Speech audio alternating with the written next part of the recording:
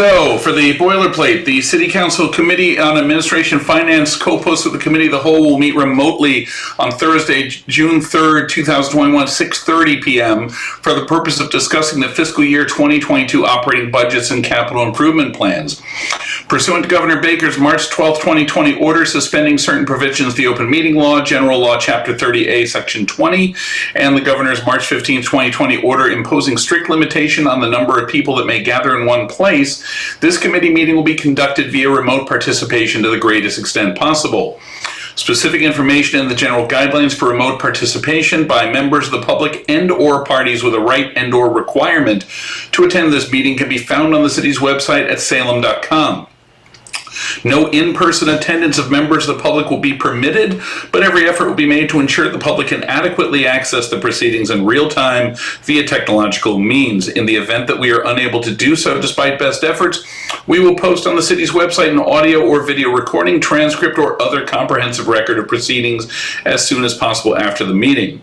For this meeting, members of the public who wish to watch, listen, or provide comment during the meeting may do so by clicking the link on the Salem website for this meeting to join it with the password 552052, or go directly to the website link zoom.us join and enter the webinar ID 845-2587-0353. There's also a toll-free number, and the meeting is live on SATV.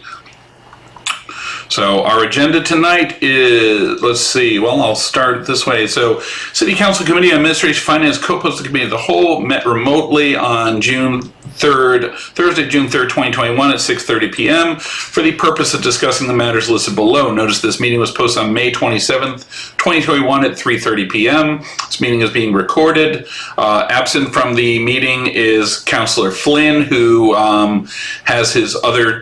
working a shift on his other job today. He'll be missing one other of the meetings as well. I don't recall which one next week. Also present in this, besides the other four members of the committee, are Councilor Morcillo, Councilor Przynowski, Councilor Dominguez, and Councilor Medor, not being members of the committee. We have the following departments in the fiscal year 21 operating budget meetings and capital improvement plans for the following departments: City Council, City Clerk, Elections and Registrations, Veterans Department, Library, Park Recreation Community Service with all the various aspects of that, Council on Aging, Planning, Conservation Commission, Planning Board, Market and Tourism, Historic Commission, and the capital improvement plans for all these various departments.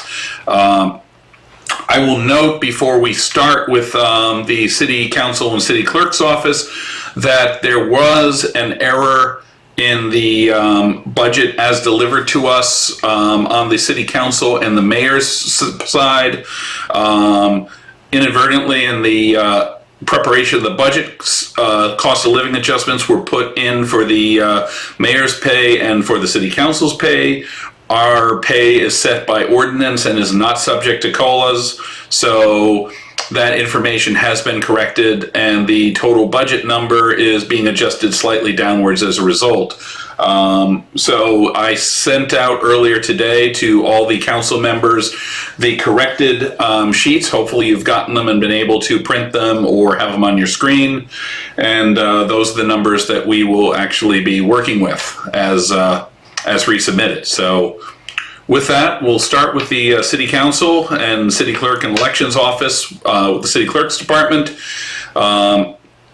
Eileen, who also, just to let everybody who's watching this know, Eileen is the one who spotted the error in the first place and alerted Council President Medor and myself as to the error so we could get it resolved. So that's kind of typical of the service we get from her. And so with that, Eileen, if you want to step us through this year's plan and budget for the departments. I guess starting with the City Council, because we're in there first. Sure. I'm not sure how you've been running the A&F meetings, but did you want me to tell you what the total salaries were, or? Yeah, I'm not, we're nobody here sure. We're not sure at the moment what the City Council does, so we don't need to be brought through that, but. So the salaries are going to be the same as last year. Mm-hmm. They're just due to the extra day in the fiscal year, 52.1 days, it's still 15,000 and 15,500 for the council president, for a total salaries of 159,989, 486. 46. My apologies. Thank you. One note for anybody who's watching this is that there are council-related stipends for some members of the clerk's office who do extra duties like managing the meetings and such, and those are included under the city council budget. Correct.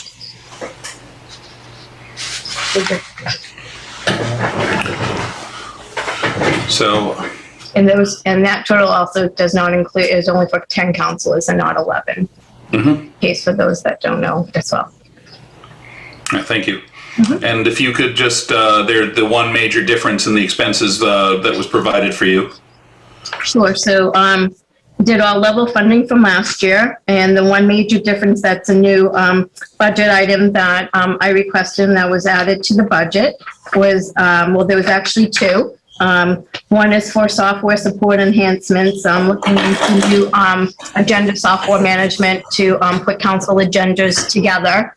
I've gone through one training class, some training classes for one company, speaking to another company, and looking into a third, just due to probably RFPs or purchasing needing 3 quotes. So I'm looking into a third company, and they all about that range of the money that I asked for of the $23,136 seems to be about the average of what they run.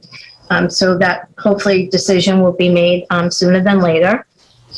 And then the other addition that I didn't have last year in my budget was for renovations and repairs. And there's an amount of $18,480 to have the councilor's desk repaired, refurbished, for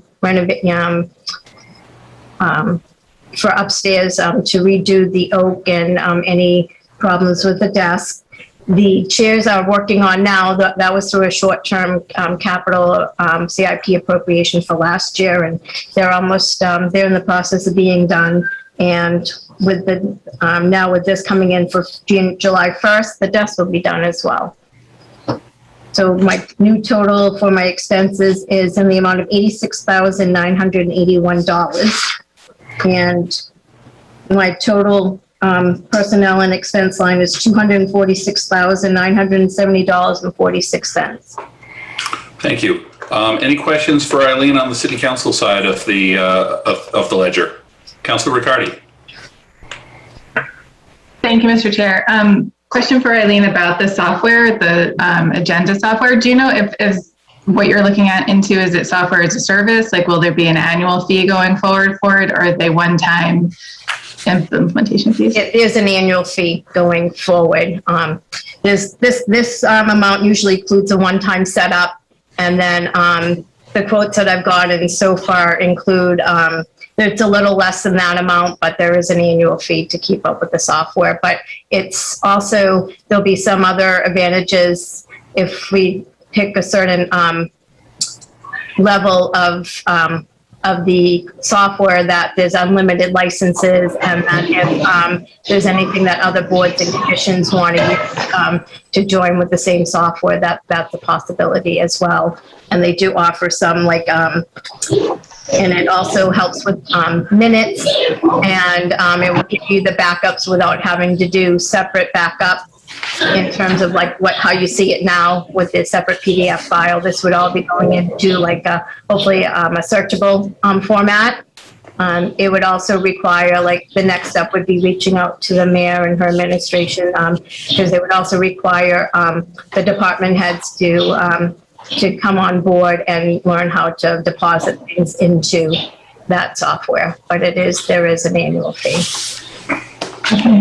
That sounds great. That would be good to know when you get the different bids in, what the different annual fees might be, because one might be cheaper to implement, but then a higher annual fee going forward. It's also, I think, great to hear to have searchable, and because that just means it will be more ADA compliant, that backup documentation. So I'm excited to see that. Thank you.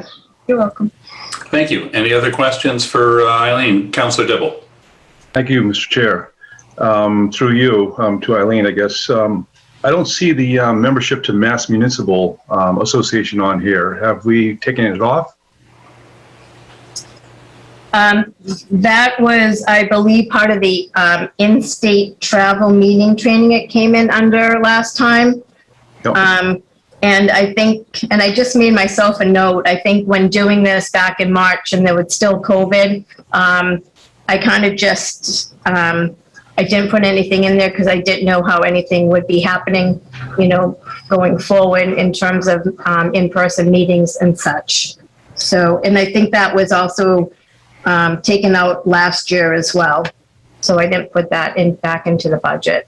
Okay, somehow we're still getting their magazines, the newsletters, but we're getting them without a subscription. Is that right? Are you talking about for the Beacon? I'm sorry, the Beacon, yes. Because I do have that membership myself. I do apply for a membership, and that includes the Beacon, which is the MMA publication. Okay, could But you? not for going to like an MMA conference or such like that.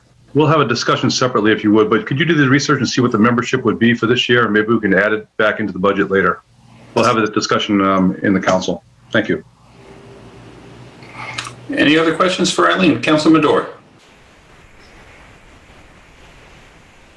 Thank you, Mr. Chair. I just want to clarify, any city councilor is automatically a member of the Mass Municipal Association. I think the fee that Eileen's talking about is the cost for attendance of the conference, which this year it was virtual. I was able to attend, so I paid it through work, but if you're elected official, you're a member of the MMA. So it's not a membership for any subscription or periodicals. I just want to throw that out there. Thank you, Mr. Chair. Thank you. Any other questions for Eileen before we move on to before we take care of this and move on to the next category? Councilman McCarthy. Thank you, Mr. Chair. If there's no further questions, I move to approve personnel in the amount of $159,989.46. I further move that we approve expenses in the amount of $86,981 for a total of $246,970.46. Do I have a second? Second. Seconded by Councilor Riccardi.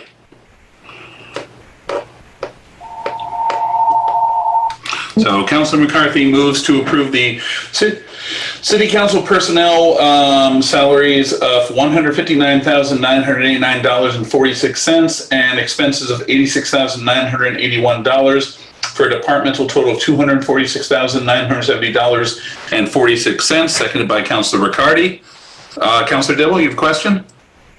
Very briefly, Mr. Chair, thank you. I did not receive your email, or I did not notice your email, so I'm going to be voting present on this one because the dollar amounts simply don't line up, and I trust that the city solicitor and you corrected them.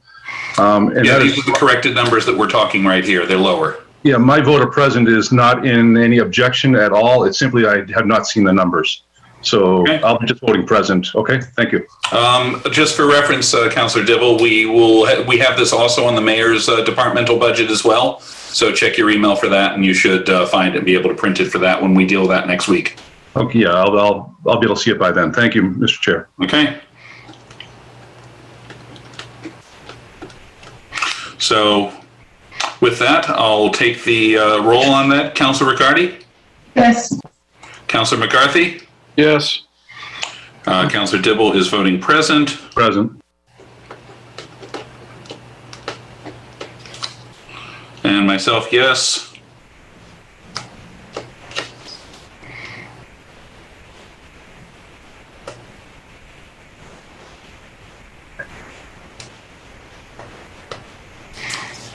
So with 4 councilors voting, we have 3 in the affirmative, none in the negative, 1 present. The matter carries.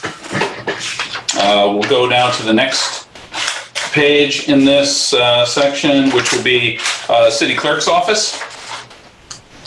There are no corrections here. It was only 2 sections where we had that.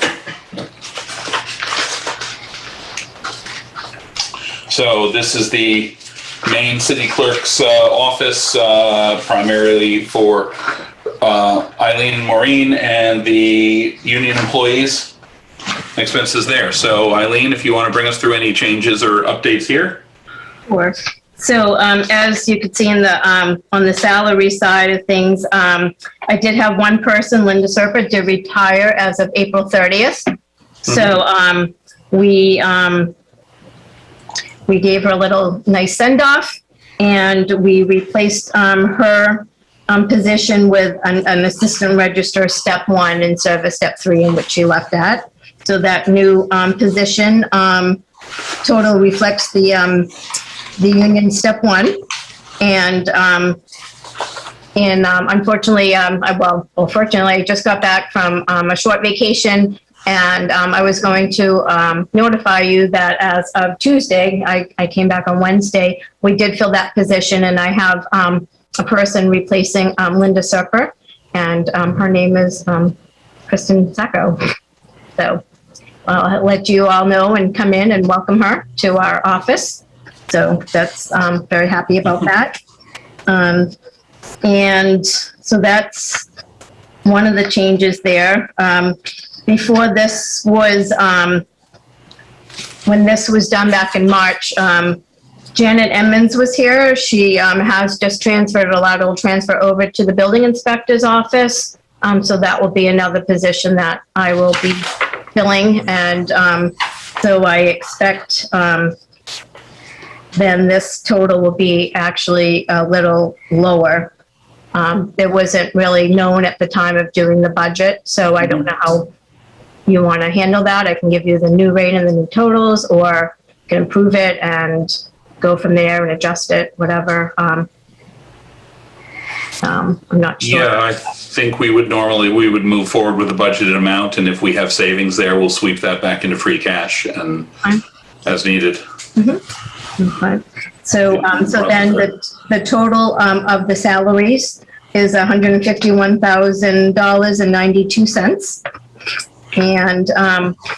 And all of my expenses were level funded from last year's. No, I'm sorry. It's a wash. The office equipment's level funded. Sorry, my eyes went in the wrong direction. That's still the same as last year of $11,151 for a total of $323,961.38. I'll miss Janet in that department. She's one of my favorite neighbors. So she didn't go too far, just to the annex. Just across the street. It's across the street. Any questions from members for Eileen? Councillor Dibble. Thank you, Mr. Chair. I just want to pay tribute to you. I've been down to room 3 often, straighten out some dog issues and a couple of license issues I had. But in room 1, 3, and 5, as well as several other departments, the assessors, a few others, you all have gone above and beyond over the last year. It's a very stressful time with COVID on. And I've seen weddings performed and people trying to find a birth certificate had to be done right away. All sorts of issues in all the rooms. And your staff, Eileen, and I pay attention to this. I've been going to City Hall now as a council for 6 years. This past year, you all went above and beyond. You made people feel better. They were just so polite. So please report back from our council that you folks are doing a great job. It's some of the challenges are difficult. People are upset when they show up, and your staff had a soothing way of calming several people down that I saw firsthand. So thank you. You're welcome. Thank you. I also give credit for the mayor for being open. I mean, I know we were shut from March to June to the public, even though we were here and having people in. But I mean, I still know of some city halls and town halls that are still closed to the public. Some just barely reopening at a slow pace. And it's just, I don't know, not sure how they get everything done. But, people, we've got an overload of people coming in here because we were open doing marriage intentions and and getting their birth records if they could from us instead of the town or city where they lived or were born in, because we are one of the few city halls open. So I also, you have to pass the credit on to the administration for that as well. But yeah, it was a challenging year, but I think it was for everybody. But thank you, and I will pass on your remarks. Thank you. Thank you. Any other questions or comments from members? If there are none, Councilor McCarthy? Thank you. The BAT crew did a wonderful job during the last year. I just want to say that. Yeah. With that, I move to approve city clerk personnel in the amount of $811.38. I further move to approve city clerk expenses in the amount of $11,150 for a department total of $323,961.38. Okay. Do I have a second? Second. Seconded by Councilor Riccardi. Thank you. So Councilor McCarthy moves to approve city clerk personnel in the amount of $312,811.38 and expenses in the amount of $11,150 for a department total of $323,961.38. Seconded by Councilor Riccardi. This is where I really missed the hand votes, but Councilor Riccardi. Yes. Councilor McCarthy. Yes.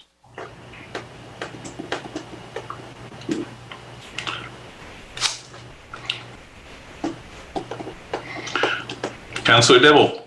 Yes. And myself, yes.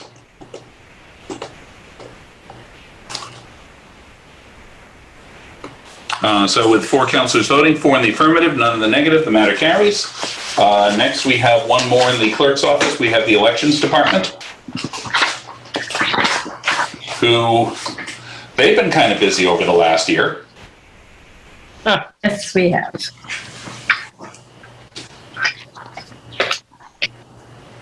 All right, so for the city, for the elections and registrations salary between part-time, full-time, board of registers, and overtime. Well, there has been, well, let me back up and just start by saying that you're going to see an increase in the salary line because due to the IRS regulations, we do have to pay poll workers out of salaries now instead of as a vendor out of our expenses. Okay. So my poll worker expense account's been moved to the salary account. Mm-hmm. And that was the same in the, So I requested $52,320 for that amount. As of this time, this is based on sort of going back to whatever you want to call normal. The state legislation has not expanded early voting or the or like absentee at will type, if you want to call it that, past June 30th at this time. So I'm planning on it right now as being sort of the way that we've always run elections. That number may or may not hold depending if we are able to do like vote by mail without any reason. But again, I haven't heard from the state if they've extended that yet. So that is going to be one significant change. It's just really kind of going from one place to another, but that's why you're going to see one higher and one lower. Yeah, I noticed there's not that much impact on the overall budget. No, correct. And when at this time, I also wanted to thank the mayor for our merit or COLA increases. So I appreciate that. And to also to bring up my part-time employee a little bit higher. So thank her. So I thank you for that, Mayor Driscoll. And so with that being said, my salary totals is for $190,550.29. And also I did have one of my, and that was also slightly increased due to my one union employee that will be getting a step raise during this fiscal year. So he'll be going up to step 2. And let's see, and for the expense side, you'll see that my poll workers was zeroed out because that was transferred to the salary account. And my expenses are $37,500. Yes, it's a straightforward move of exactly from one number from one column to the other, so. Yep. So, Any questions?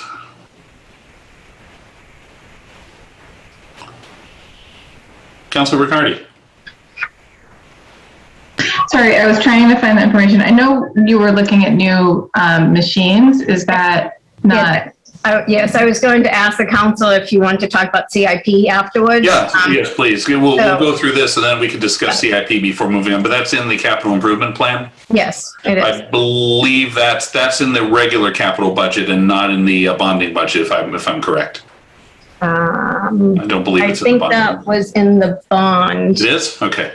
I don't have it in front of me, but I believe it was the general.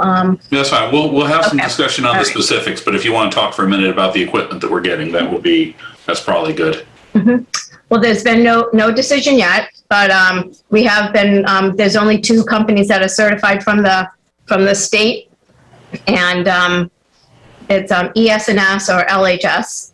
And I think Councilor Carter, you were on one of the demonstrations. And at this time, I'm going to, I spoke to both companies and saying that I'm going to, because it'd be too close to, by the time the July 1st budget is, adopted and we can go in and use the money, it would be and training people would be a little too close to the municipal election. So I told them both that no decision will be made until the end of December, beginning of January 2022.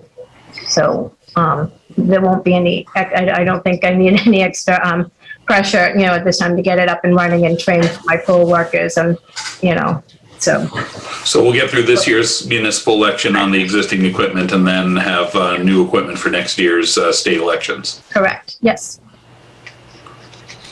So that's where I'm requesting 55,000. The equipment, the last quote I got the beginning of the year is probably around 80 to 100,000, and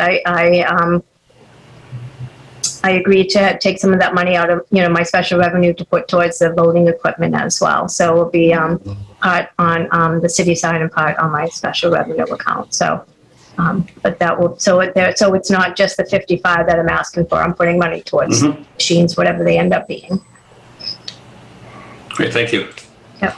Any other questions for Eileen on the election side while we have her? And if there are none, then if anybody wants to make a motion at that point. Councilor McCarthy.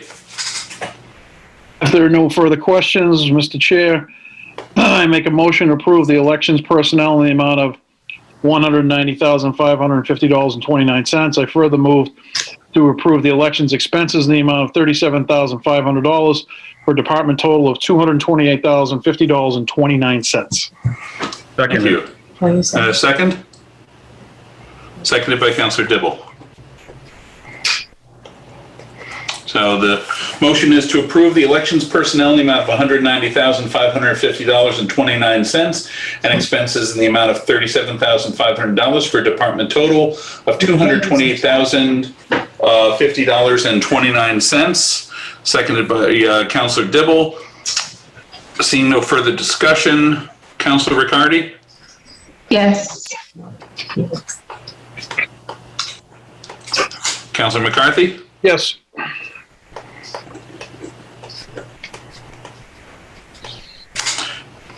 Councilor Dibble? Yes.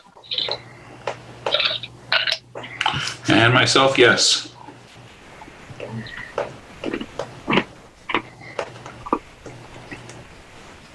So on the matter of the city clerk elections budget, 4 councilors voting, 4 in the affirmative, none in the negative. The matter carries. Thank you. So just one last thing. I just looked at my May 27th, how quickly we forget. So the replacement of voting equipment is part of the short-term capital improvement for the $995,000 that was submitted by the mayor for the last meeting. So just to clarify. Okay, so it is on the short-term CIP. Yeah, it is. So my apologies. No problem. They're all going to be all the CIP and the bonds are taken up at the standing meeting next Thursday. So they're all covered there. Okay. Yep. So just wanted to answer that question since you asked. Great. So Thank you. Anything else? Am I? Nope. All right. Thank you. Everybody have a good evening. You too. Right. Good night, ladies. Good night. All right, so next on here, we start getting into community services. First on that one is the Veterans Department. We'll go through this pretty much in the order we have. I'll also note that I know that right about 7 o'clock, the mayor has to sign off for a few minutes for another obligation, and then we'll be back on. It's a busy night of video conferencing for her. So let me just double check the page here. So that will be section 24, Veteran Services.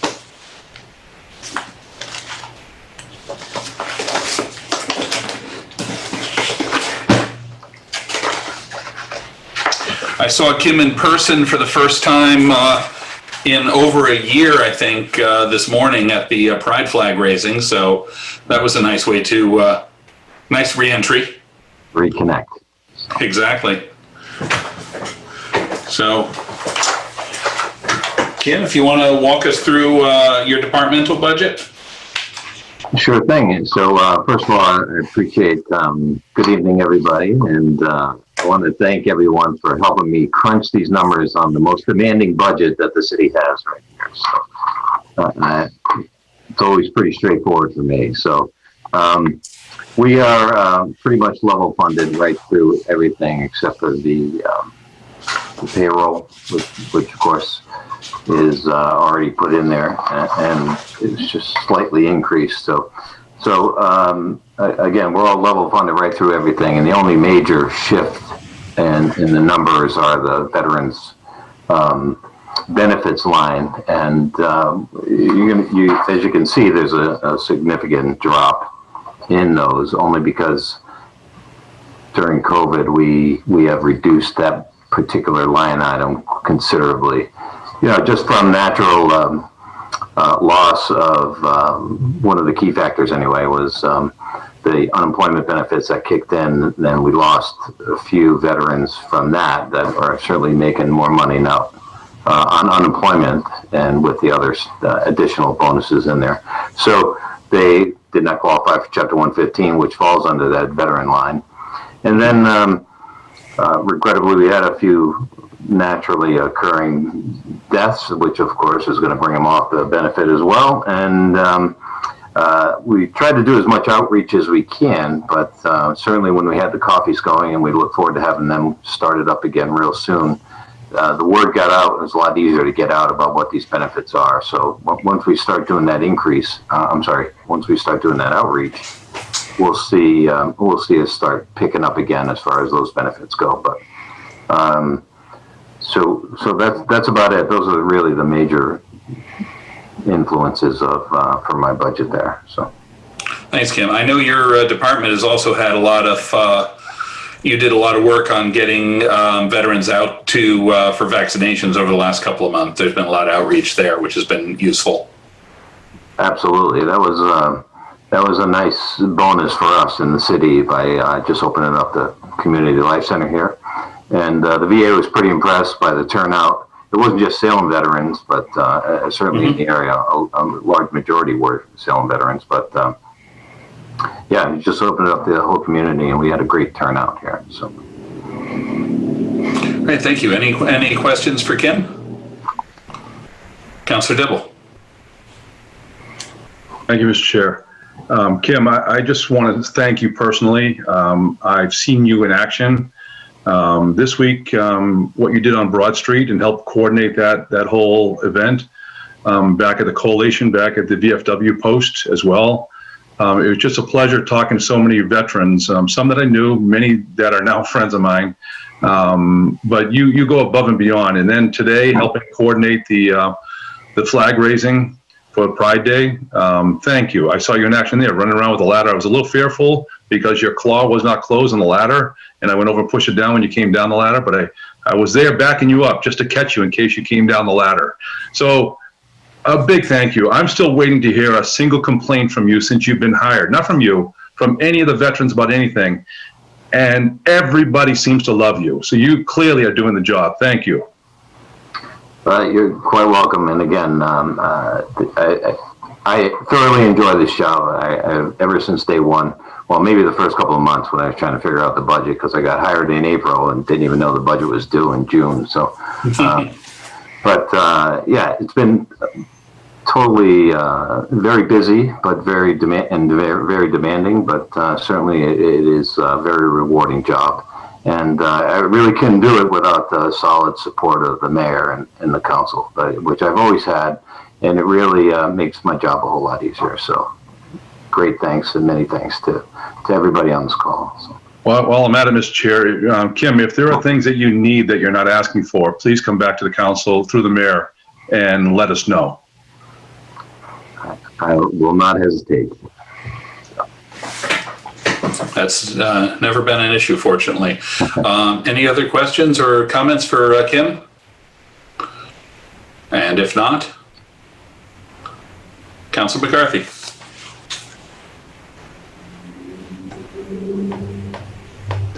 You need to unmute before you do things like make motions. Yeah, sorry. Just letting you know. Appreciate that. First of all, Kim, I think I said that to you the first day I met you in council chambers. Was anything you ever need, you come see me, and we'll make sure we get it through. And we've had a great relationship ever since then. I just want to say on your second page, never lose that picture that you have in the budget. That day out at the muster in the snow, that was by far one of the strangest musters. You know, when it snows in April, you're in trouble. So, it was classic, and I never lose that one. Much like I had to reach out to David Greenbaum after I didn't say it during his budget. Was in his budget, the picture in his budget is Joe O'Keefe and his wife Camille getting flu shots or something. I'm like, you can't change that picture either. So, Kim, I mean, I see the job. I'm in the council on aging all the time. I see the job that you do and the services you provide for our veterans, and it's you do yeoman's work, you and Betty and everyone down there. So I want to thank you for everything that you do. And with that, I'm just going to move that we approve the veterans personnel total in the amount of $122,269.32. And further move we approve the veterans expenses in the amount of $410,800 for a department total of $533,069.32. Seconded. Councilor McCarthy moves approval. It was seconded by Councilor Dibble, I saw. So, Councilor McCarthy moves to approve the veterans personnel budget of $122,269.32 and the expenses budget of $410,800 for a departmental total of $533,69.32, seconded by Councilor Dibble. So, seeing no further discussion, Councilor Riccardi? Yes. Councilor McCarthy? Yes. My handwriting gets slower as I move through this. Councilor Dibble? Yes. And myself, yes.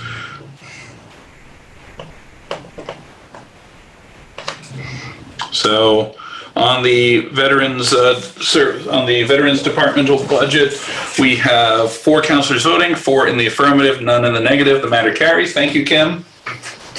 Well, thank you very much. But I do have one quick comment. Yes, it kind of follows up to the picture that's in here.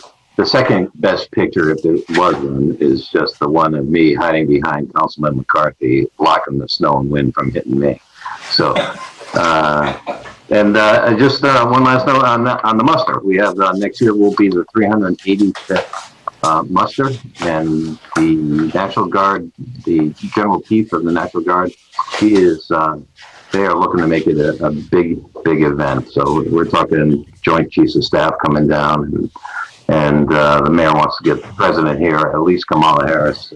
So, it should be a pretty big event next Patriots weekend. So 385th anniversary of the first muster. Yes, I remember the year that I was the general stand-in, which was kind of, and absolutely, in all seriousness, it's a very impressive, very amazing experience to be able to participate in that. And it was quite the honor. That was a weekend that I was the mayor's stunt double, as I put it, but I didn't realize I'd be getting to do something that amazing. So thank you. Councilor Dibble, you have a comment. Yes, thank you, Mr. Chair. Kim, through you, Mr. Chair. Kim, on Monday, back at the collation at the VFW post on Derby Street, I met a family member of the person who designed the lapel pin that you awarded to all the city councilors a couple of years ago. Can you explain that, and who designed that? What is the background behind that pin itself? I know the details, but I think we should share it in this Veterans, Memorial Day weekend week. Thank you. Right. So I'll explain it really quickly, but before I do, I forget who mentioned it. I think it was you, Councilman Dibble, but my role in today's event downtown was minimal. That's Laura Assad, who set that whole thing up and worked closely with the community on that. Yeah, I was up on a ladder, and I thank you for fixing it, but I sort of just jump up there and do that so no one else climbs up there, and somebody's going to fall off the ladder. Hopefully it's not somebody outside the city. So the first muster pin is the design from the Second Corps cadets that goes its lineage from the artillery units that go back a couple of hundred years.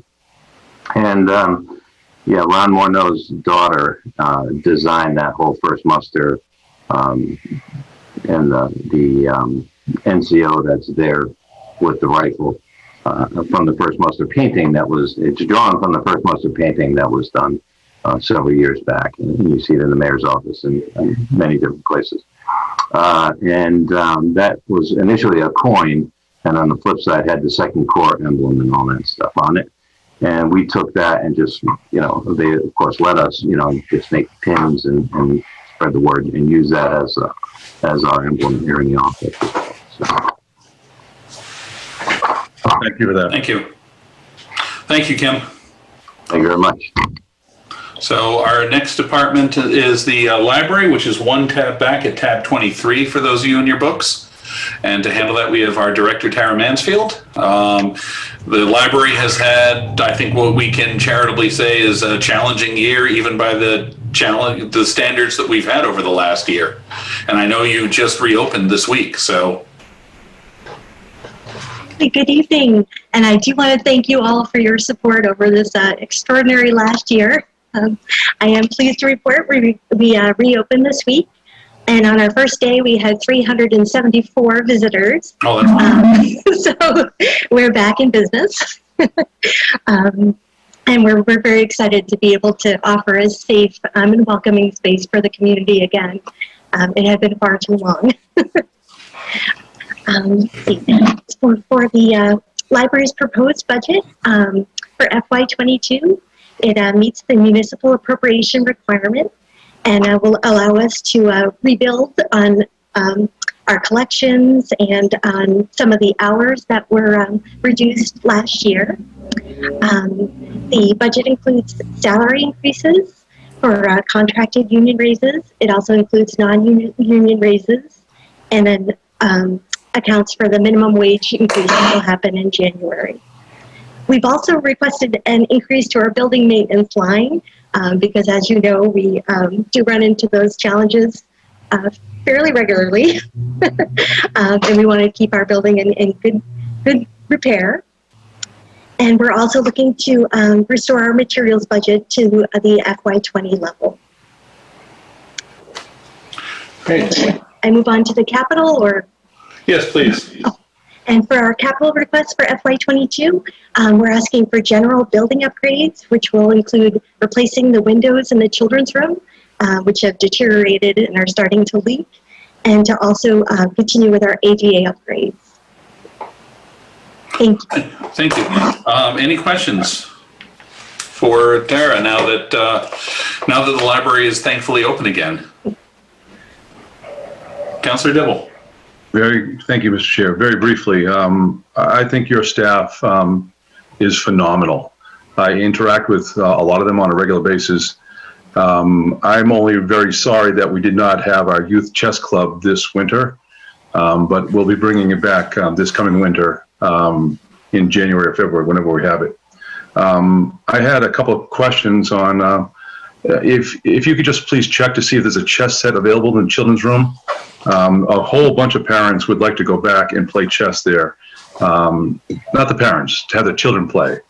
And they really miss the club. So please have me back again next year, and please check to see if you can check out a chessboard from your children's desk there.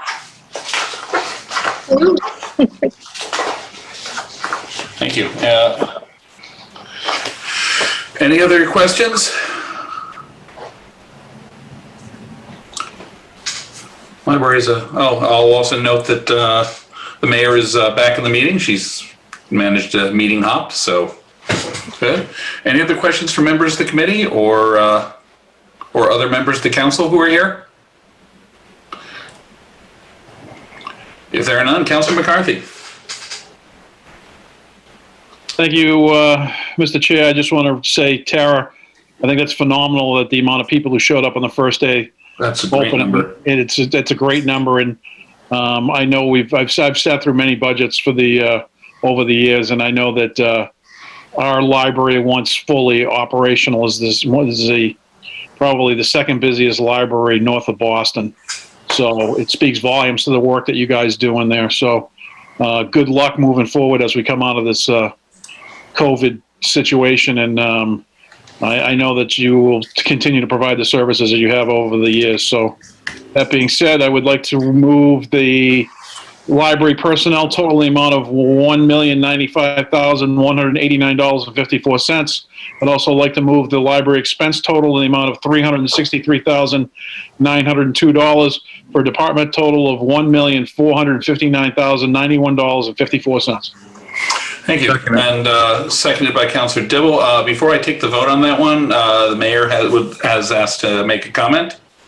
Yeah, thanks, Councilor Turrell. I'll be brief. I just want to also share my accolades for Tara and the entire staff down at the Salem Public Library. It is always one of our highest rated departments when we do our annual resident survey. Tara and the team, I think, do an amazing job making people feel comfortable. We have people who come from all different walks of life, from our youngest residents to folks who often don't have a stable home environment. And not having the library there, I think the team just picked up all the pieces, provided as many online and virtual programs as they could. And now that we're back open, I know it'll be that continued welcoming environment. And I know not only are residents so happy to be able to, peruse the shelves and decide what they're going to pick out, I think it's a bump up for the staff as well. And so I just want to thank you. It's been a difficult time being a leader in a public building and trying to find ways to connect with folks when we knew we couldn't all be together. So I just want to make sure that we acknowledge and recognize the efforts of SPL. Thanks. Thank you. So with that all being said, we have a motion from Councilor McCarthy to approve the library personnel budget of $1,095,189.54 and the expenses budget of $363,902 for a total departmental budget of $1,459,091.54, seconded by Councilor Dibble. Seeing no further discussion, Councilor Riccardi. Yes. Councilor McCarthy. Yes. Councilor Dibble. Yes. And myself, yes. So on the matter of the library personnel expenses budget, we have 4 councilors voting, 4 in the affirmative, none in the negative. The matter carries. Thank you, Tara. Thank you.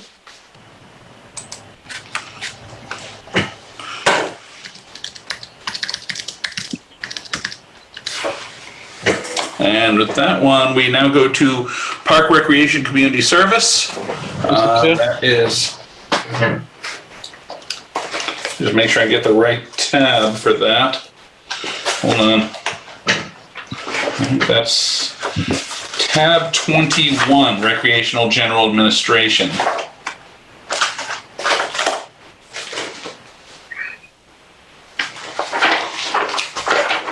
And I just got a good look today. We have Patricia O'Brien, who runs the department. I was with her today getting a good look at our newest park project, which is the Forest River Pool, and the amount of work that's gone on that since demolition began at the end of last year is just amazing. There's so much of it already. There's a tremendous amount still to do, but a tremendous amount of it's already done. So, kudos to the crew that has come in to do that. They're going about as close to around the clock as you can conceivably do in that site. So, Mr. great Chair, effort there. Yeah, Councilor McCarthy? for the record, I need to recuse myself from the next two budgets. Yeah, thank you. Yes, Councilor McCarthy will be recusing himself from, is that just community service administration, or can Councilor McCarthy come back on for a second just to clarify which ones that is? Need to recuse myself from the Park and Rec budget and as well as the Council on Aging budget. Full disclosure, my wife gets paid through both departments. Okay, thank you. You're welcome. All right, we'll see Councilor McCarthy again in a few minutes. So, Trish, if you can bring us through what, if anything, is new and changed this year. I noticed the major changes on the expenses side, with some increases there, mainly on the contracted services. So if you can, walk us through that, and then take the questions will come up. Sure. If I can just take a moment to say that, we're only as good as the people who work for us. We just lost most of your voice just now. Can you hear me? Can't hear you now, all of a sudden. Can you hear me now? Oh my God. There you go. Okay, that's better. You heard me say, oh my God. I just wanted to take a moment. We're only as good as the people who work for us, and I don't get that much of an opportunity to really express my gratitude for my staff and the amazing crew that we have down here at the Community Life Center. COVID was a really challenging time, and it was hard when you'd hear people say, well, you're not open, and it was definitely not true. I mean, we were not open for our typical galas and big parties and celebrations, but we did not skip a beat in terms of our service to the community. With Terry, the social work crew, veteran services, obviously. Programming, we would go on these calls, and other towns were really doing absolutely nothing. And we were out there programming outdoors, trying to be creative, thinking out of the box, and really continuing to try to service our community for a lot of, mental health reasons too. People wanting to get out of the house and not feel cooped up. They really stepped up, my staff, and I'm talking from clerks all the way through every position, in terms of dealing with food insecurities, reaching out to the community, organizing an entire volunteer program for shopping for seniors, so that they didn't have to go into the grocery stores, organizing hundreds of volunteers for that.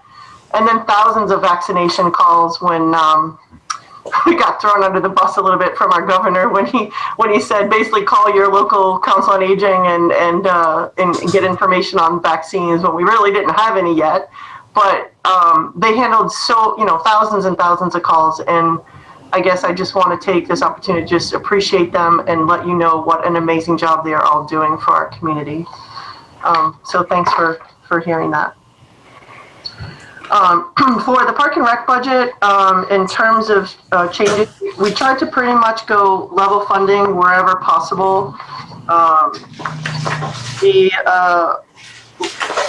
balanced out a little bit in terms of the part-time seasonal labor, where we are incorporating more park rangers on the weekends, especially at the Willows, and clearly when Forest River will be open full force, to have kind of a presence there on the weekends to really keep an eye on things. And that's something that we've really wanted to incorporate. So that is added to the budget under Park Rangers weekend for $7,812.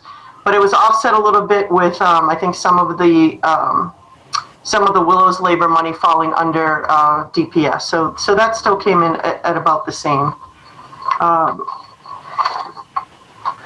The contracted services line, again, was estimating what potentially the service company for the pool would be is the main change in terms of contracted services in dealing with Weston and Sampson.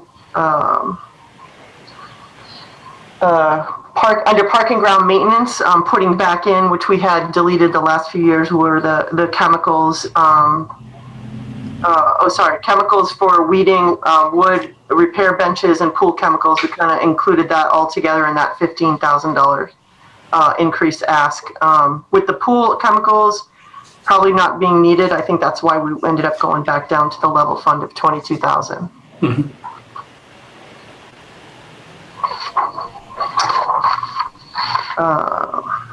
Where else? I think every other line is the same as the previous year. Great, thank you. Any questions from members of the committee or members of the council? Councilor Dibble. Thank you, Mr. Chair. Through you. Trish, the cutting of the grass on like the bike paths in our ball fields, I think that all comes under public services. Is that right? Can you confirm that? Yeah, that's correct. We've had a lot of complaints on grass at 2 feet, 2.5 feet tall that I've seen it on the bike path for several years, but a lot of complaints on ball fields this year that have come into several councilors. And I got to talk to the mayor about this a little bit more, and we need to get on that earlier in the year and not let grass grow really high. I just want to compliment you and your staff. You do a great job. This weekend for your department, I'll be running the City of Salem Cribbage Championships down at a new restaurant in Pickering Wharf that hasn't opened quite yet. I think they're opening, I don't know, maybe this weekend. I don't know when they're opening. But this Saturday at 10 o'clock in the morning, the City of Salem Cribbage Championships will be held. And Kathy's done a great job reaching out to all the people from last year who paid to play last year and welcome them back this year. So I'm glad that COVID is almost behind us now and we're back to having fun again. So great job this whole past year. Thank you, Trish. Thank you very much. Thank you. Any other questions? Councilor Riccardi. Thank you. I did have one quick question, but before I get to that, I just want to also say my thanks. There was one point last year that I pulled up to the Community Life Center to pick something up or drop something off. I don't remember. And there was an outside yoga class or something going on outside with the seniors. And I just sat there and cried because it was, my family was far away. My parents were far away. I lost a parent during all of this. So to see a community and for our seniors to be able to get together was just so lovely and so nice. So thank you for continuing that during this time. I had a really quick question about the pool, and you commented on it, but I think it went in one ear and out the other. So there was a request for $15,000 for pool chemicals, but you're saying it's not needed. Was that moved somewhere else? So I think with the pool not really probably being open, we don't need as much. And some of it will be covered by Weston and Sampson Pool Service Company as well, especially in the first year of the pool. Okay. So the pool, but we're still anticipating the pool to be open this year, hopefully? Yeah, we hope so. Okay. We hope so. It might be a little bit later, but than we had hoped, obviously. But I think no matter what, because we will have to run the pool, make sure the whole system works. So it's going to be filled. It's going to be tested. So why not make the most of it? And let's hope and pray for some warm September weather to use it. Great. Awesome. Thank you. Thanks. Yeah, the pool construction look and the work that's going in the bathhouse, it looks great. For those of you who hang out on the Facebooks, I posted a bunch of pictures from the visit today on that. So, and I know I saw the mayor shared that with people, and it's in a couple other groups. So take a look at the photos of the work that's been done. It's really tremendous what's going on there, and the effort is phenomenal. So any other questions from other members of the, or comments? I see the mayor would like to make a comment. Thanks, Councilor Terrell. I just want to recognize Trish. She recognized her team, and it takes leadership to balance the bevy of projects that come under Park and Rec. This is not your average Park and Rec department. We have a witch house. We have a Whitner Island.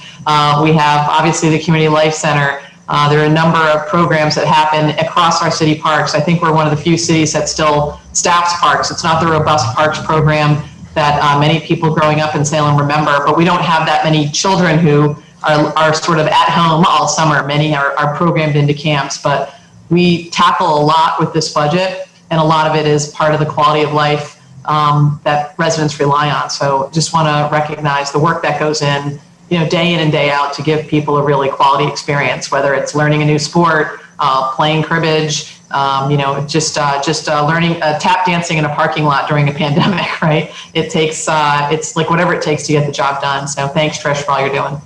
Yeah, thank you. That's a theme that really kind of resonates through this year. Just the adaptation that so many departments and so many places in the city that interface with the public have been able to do to at least maintain some semblance of normal events, normal functions, normal life.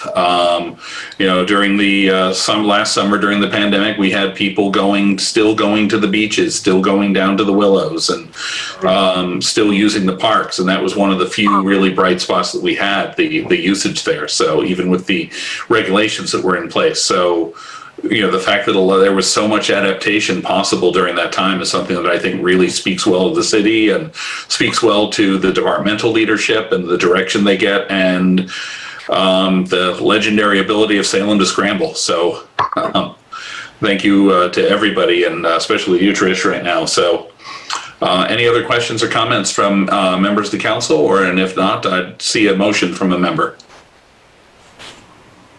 Councilor Riccardi.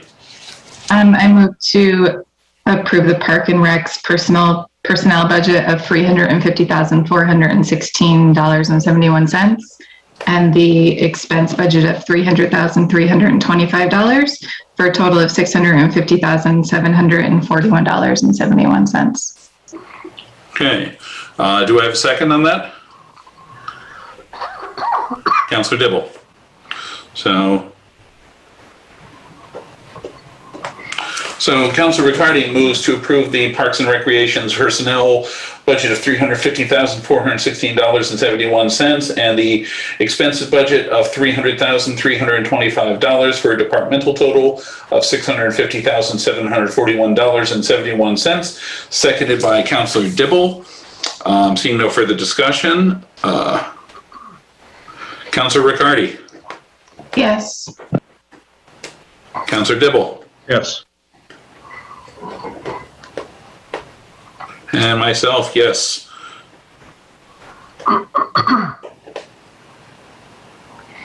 So,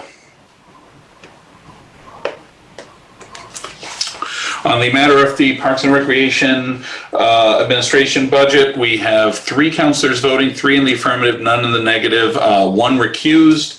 The matter carries. This takes us to a few pages down. The next item here is recreation golf course. And as it works out, the golf course had a lot more activity than a lot of us expected, despite opening late. I know there was a lot of work done in the preceding off season as well, and then there was the delay in opening with COVID, but you can see from the receipts there that a lot of people played golf because there was almost literally nothing else they could do outside. And as it turns out, it was one of the safest activities you could do. Unfortunately, I didn't play there much, but when I do play there, it's about as socially distanced as it gets because my ball's usually in the woods. So, as said, Trish, you can take us through any issue changes here. I see most of the budgets are decreased, so. Yeah, I think everything is pretty much level funded in terms of the line items. Personnel, I think it was level funded as well. The golf cart path, phase 2 is in the capital plan for the next phase. Again, kudos to Paul Lever and his staff. Paul Lever definitely is a workaholic. He's definitely a person who I have to convince to take care of himself, or he's going to drop on us we get compliments on the course as if it is as good as any country club. So he's really high quality, and he keeps things running very smoothly there. I think the other thing in the capital budget for him is a piece of equipment that is needed for a fairway mower. Yeah, I had seen that in there. Thank you. Any questions or comments for Trish on this particular part of the budget? Councillor Dibble. Thank you, Mr. Chair. I'd have to agree. The golf course looks to me to be in great shape. I'm not really a golfer. I golf probably twice a year. But I was up there about a week and a half ago, and it might be the best I've ever seen Muni look. So, Trish, we got to keep that guy here. He's doing a good job. On the golf cart paths, I was concerned that, actually, I wasn't aware that it was being done in phases, and a couple of golfers were complaining to me while I was up there that some of the paths weren't done, and I thought that we had covered enough money to do all of them in one phase. I didn't know there was two phases, like I just said. So I'm very familiar with laying hot top for walkways like this. I've done it quite a bit, but I'm concerned with the way that we have some paths done, some paths not done, that heavy vehicles might be driving on the paths that are recently done to get to the ones that are not done. And you won't see the damage that will happen to those new paths. You'll see surface cracks that will come up through it in years to come, and the paths will fall apart. What type of actions will you be doing to protect the new paths that were just paved so that the trucks can get in there further into the course and pave the ones that were not paved? Sure. So to address that, one of the tricky parts about a municipality, right, is putting things out to bid and having to sort of take the lowest bidder. I think being very strategic in how we put this one out to bid in terms of requirements for small equipment, I think will be critical. But we also have specific routes that we will be directing them to use to go through, which is part of what our normal maintenance crews would use to get to different areas of the golf course, so that they would not, exactly the reason that you just said, they would not be on the new cart paths for any reason. That's good to hear. I think you just said that the heavy vehicles will not be on the new paths that were just paved? Correct. Thank you for that. And we would want, there may be some smaller vehicles, but not the big ones that we saw in the first phase. Even pickup trucks, Trish, can do a tremendous amount of damage that you don't even notice for like 2 or 3 or 5 years or so. Mm-hmm. We want to do this. Do it one time, and then maybe revisit it in 25 years when we need to do it again or something. So the paths do look good. Whoever the contractor was last year did a good job. And I was kind of disappointed to see some not done. So I'm happy that they are all being done. So thank you, Trish. Sure. Thank you. Any other questions on the golf course side of things, or any other comments from members of the council? If there are none, I'd see a motion. Councilor Riccardi. I move to approve the Park and Rec's golf personnel budget of $305,256.83 and the expense budget of $220,978 for a total budget of $526,234.83. Thank you. And second? Seconded by Councilor Dibble. So Councilor Riccardi moves to approve the Parks and Rec golf personnel of $305,256.83 and expense of $220,978 for a departmental total of $526,234.83, seconded by Councilor Dibble. So seeing no further discussion, I'll call the roll. After I write it down, Councilor Riccardi. Yes. Councilor Dibble. Yes. And myself, yes.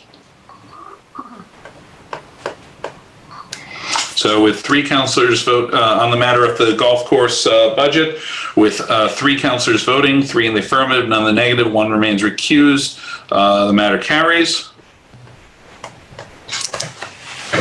And that takes us to the next matter in Parks and Recreation, which is a few pages down. That would be the Witch House.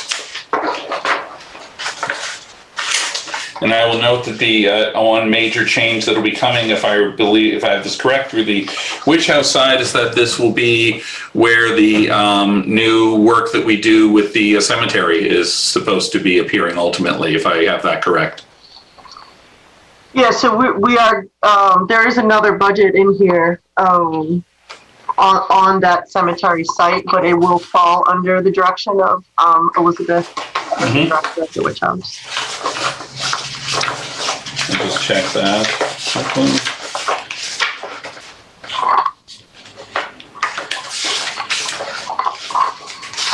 All right, it's not. Okay, there's a, yep. Mr. Chair, Yep. can I recuse myself for just a few minutes? I need to go and tend to something, a family issue right now. I'll be back in 5 minutes. Can you swear in Council Dominguez or Council Prosnowski? Thank you. Okay, I will. I will be right back. I'll go. Pardon? I will be right back. Yeah, go ahead. That's fine. You just turn off the video for a bit. And, on that matter, let me just take a note here.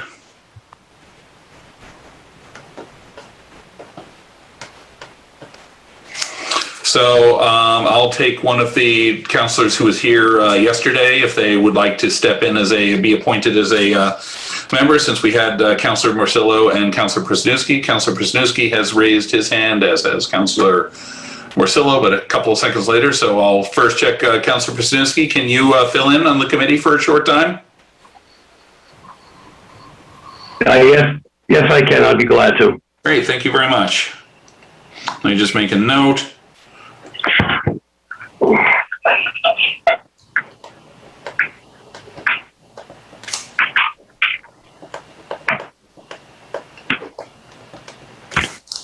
So just for the record, the committee, we have appointed Councilor Presnowski temporarily to the committee, as we can do in these matters. Councilor Dibble has had to attend to another matter, and Councilor McCarthy remains recused. So at the moment, the committee membership is myself, Councilor Riccardi, and Councilor Presnowski.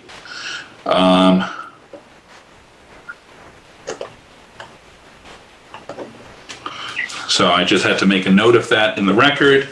So Trish, I saw that if you want to give us any update here, I know there's the major change here appears to be seasonal staff. So Yep.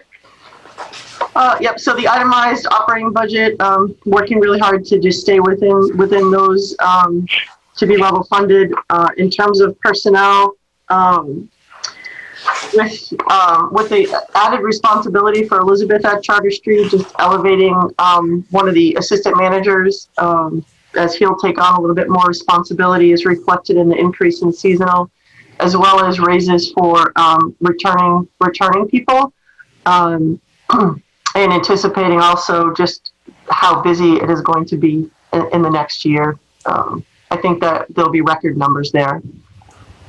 Record numbers in our park, record numbers there, record numbers at the golf course. Mm-hmm. Yeah, I'm anticipating, shall we say, quite a comeback. Yes. Thank you. Any questions about the Witch House account from members of the council or members of the committee?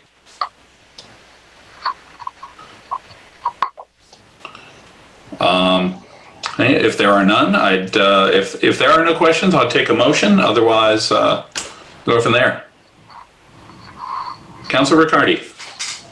Thank you, Mr. Chair. I move to approve the Parks and Rec Witch House personnel budget of $197,074.54 and the expense budget of $84,680 for a departmental total of $281,754.54. And okay, Councilor Riccardi moves approval. Do I have a second for Councilor Presnowski? Second. Thank you.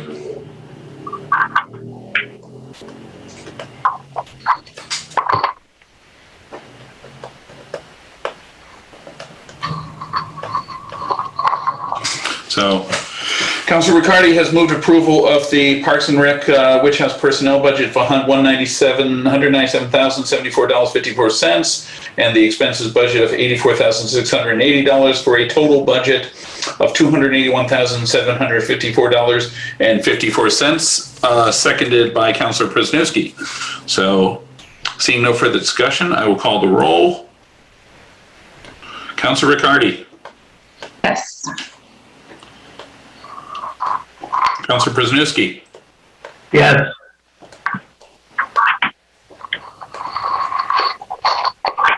Councilor Turiel, myself, yes.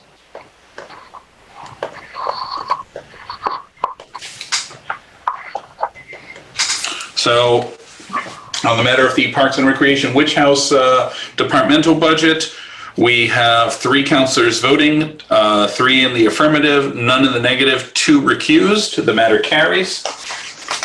We will now go next to Winter Island.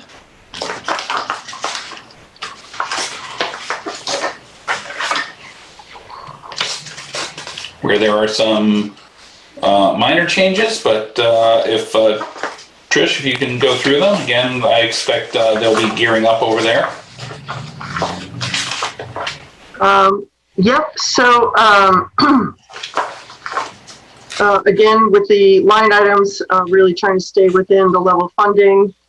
In terms of personnel, it's basically just the seasonal worker increases in minimum wage to cover those. No other changes in personnel. Okay, and yep, I'm just taking a quick look at a couple things here. That's not just up. And there's one capital included in the capital for equipment is a new gator for down there, which is $10,000, and that was combined with the golf course equipment. Okay, thank you. So.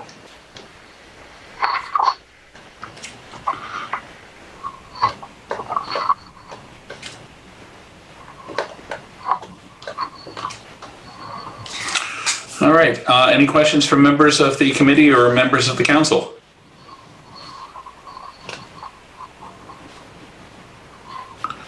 Councilor Presnowski and Councilor Masillo then after that. Thank you, Mr. Chair. This is for Mr. O'Brien. I know that council voted earlier this year to allow open fires on the at the campgrounds, and I just didn't know whether you added anything into your budget about firefighting equipment to be able to help mitigate any incidents that may happen over there. No, so I know that in terms of talking to Dave, we would definitely be able to add that and cover that, whatever's necessary. We'd be working closely with the fire department. We haven't brought this forward yet to the Park and Rec Commission on what would be allowed, but it would be something that the public is interested in. I know Dave was asking about it, and he gets a lot of requests for that as it's kind of part of the camping experience, but we will most certainly work very closely with the fire department and the chief to make sure that we have all safety areas covered and what needs to be done or built to make that happen. If it's above and beyond what can be handled in the budget, we most certainly could come forward and request. Okay, thank you. Thank you, Councilor. Yeah, I have a feeling that people have been doing it anyway, would be my guess, but. Yeah, they haven't at the campground. Okay. I'm sure I did once in my backyard, but I don't think I won't tell. They're doing it. Nobody heard that. I was a rookie. I was new. Yeah, no, we have not had any open fires at the campground. So I think it will be a welcome change. We'll most certainly take all precautions. Thank you. Councilor Marcello. Thank you, Mr. Chair. I just had a question about the outcome and performance measures. You have a more conservative number for the next fiscal year. Why is that? To be honest, I think it was when we originally did this, we were still under COVID protocol, which was we weren't renting every campsite. Okay. So I would say those projections will definitely be a lot higher because we have opened it up on Reserve America to allow for every site to be rented now. Okay, thank you. Sure. Thank you. Any other questions? Seeing none, if there are no further questions, if Councilor make a motion. Councilor Riccardi.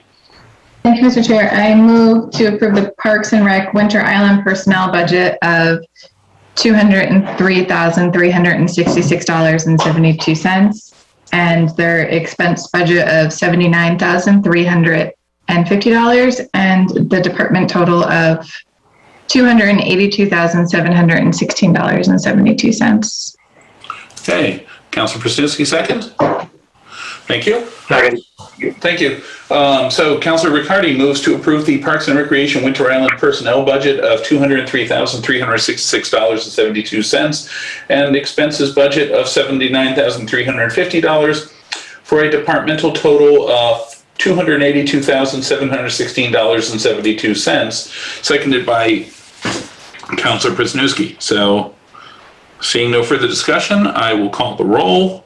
Councilor Riccardi? Yes. Councilor Przanowski? Yes. Takes me a minute to write. You have a long name, sorry.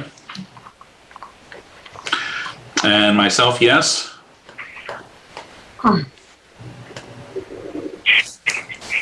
So with 3 councilors voting, 3 in the affirmative, none in the negative, the matter carries, and also no 2 recused.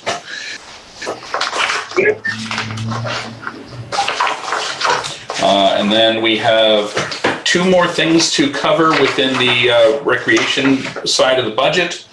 We have Pioneer Village, which is all expenses, and then we have 1 more page that covers Charter Street personnel and expenses. Great. All Pioneer within the Village, Parks and Rec Department. yep, Pioneer Village is really straightforward, no changes at all. If you are aware how the YMCA is now using the back side of Pioneer Village for their camp this summer, based on the NOMCAG studies and the idea of changing those locations. So they've been working on that. And it doesn't affect the Pioneer Village, which I know I've had a few questions about that. So Pioneer Village really only functions on the weekend, and the camp only functions during the week. So that's been a great partnership in moving forward. And kudos again to Elizabeth and our DPW staff for getting that site ready. And no changes in the budget. Okay, thank you. Any questions about this budget from any members? If not, this one's probably one of the easiest ones we see. Does anybody like to make a motion? Councilor Riccardi. Thank you, Mr. Chair. I move to approve the Park and Rec Pioneer Village expense budget of $18,600 for a department total of $18,600. Second. Thank you.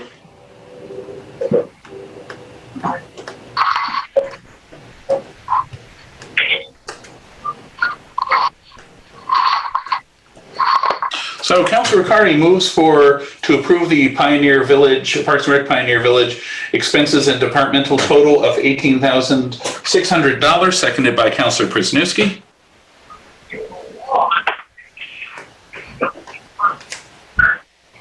So seeing no further discussion, I'll call the roll. Councilor Riccardi? Yes. Councilor Przanowski? Yes.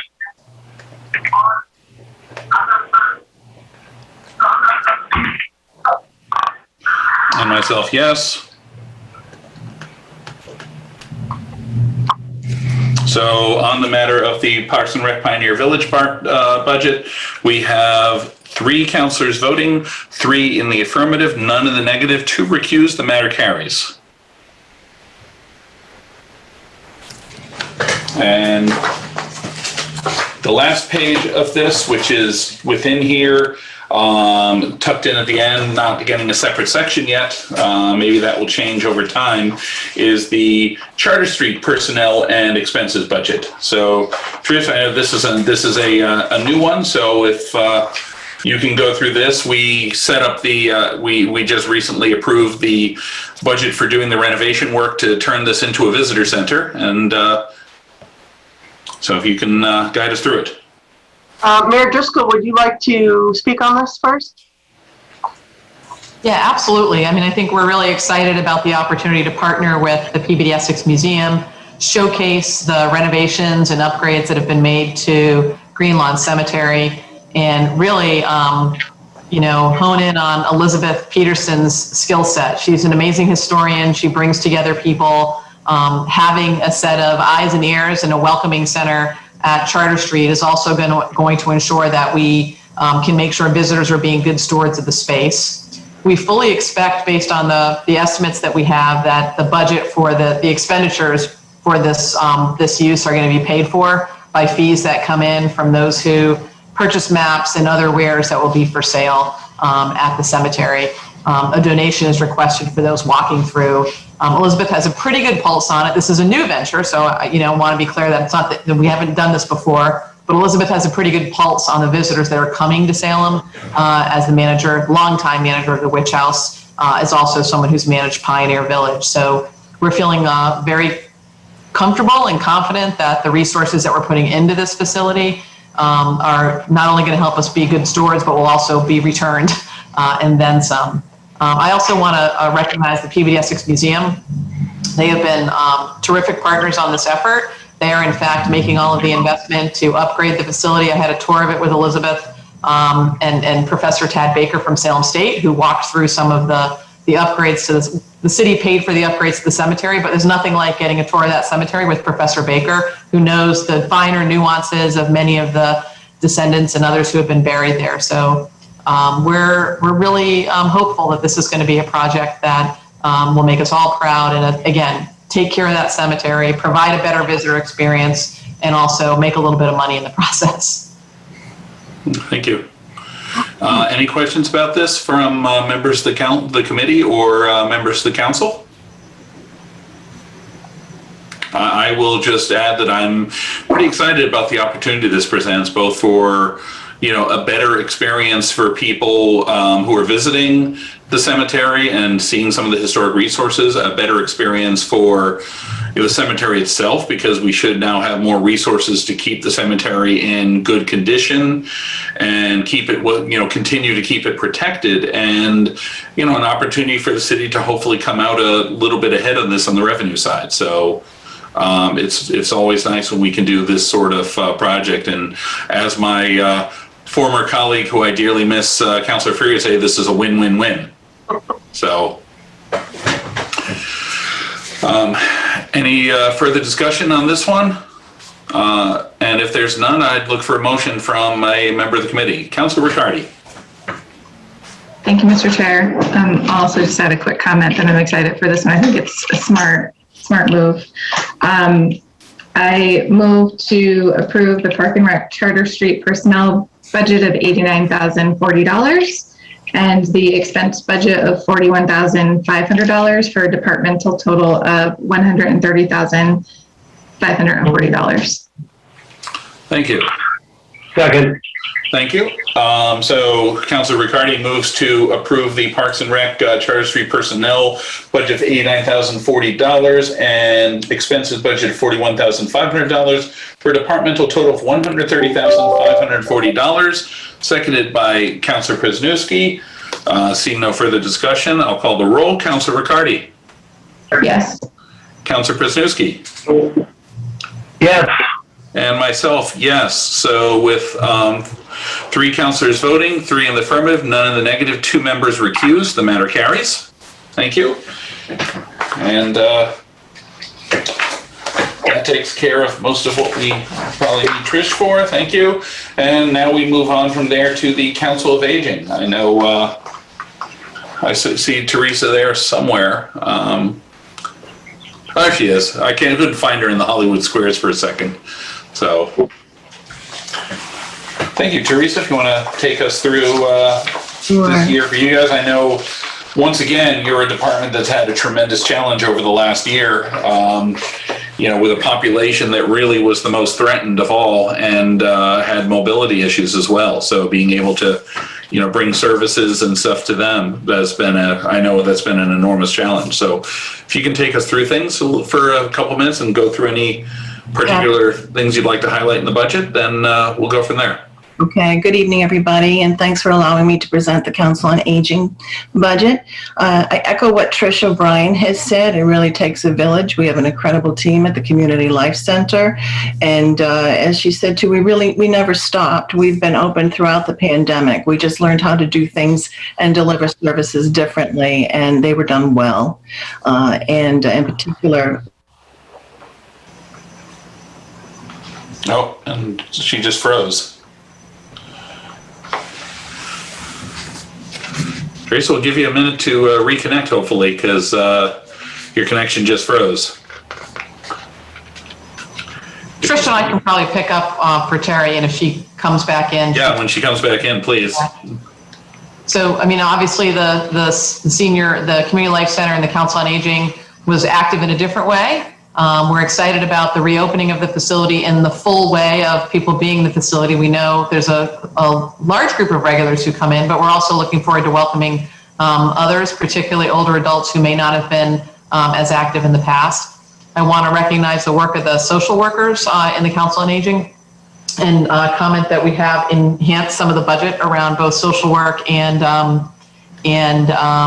food and nutritional services. We really feel like there's an opportunity to use the facility in a way to welcome back people inside and invest more in some of the activities that typically bring people in. And that involves food, and obviously the social workers are busy. So you do see an enhancement in some of the salaries for individuals who are social workers who have been real leaders throughout this pandemic.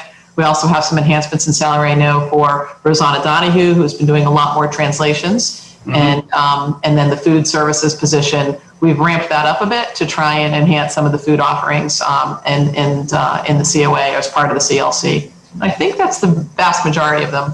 I'm going a little blind because Terry's not here to fill in the blanks, but if there's any questions, I think as she tries to log back on, certainly Trish and I can field them.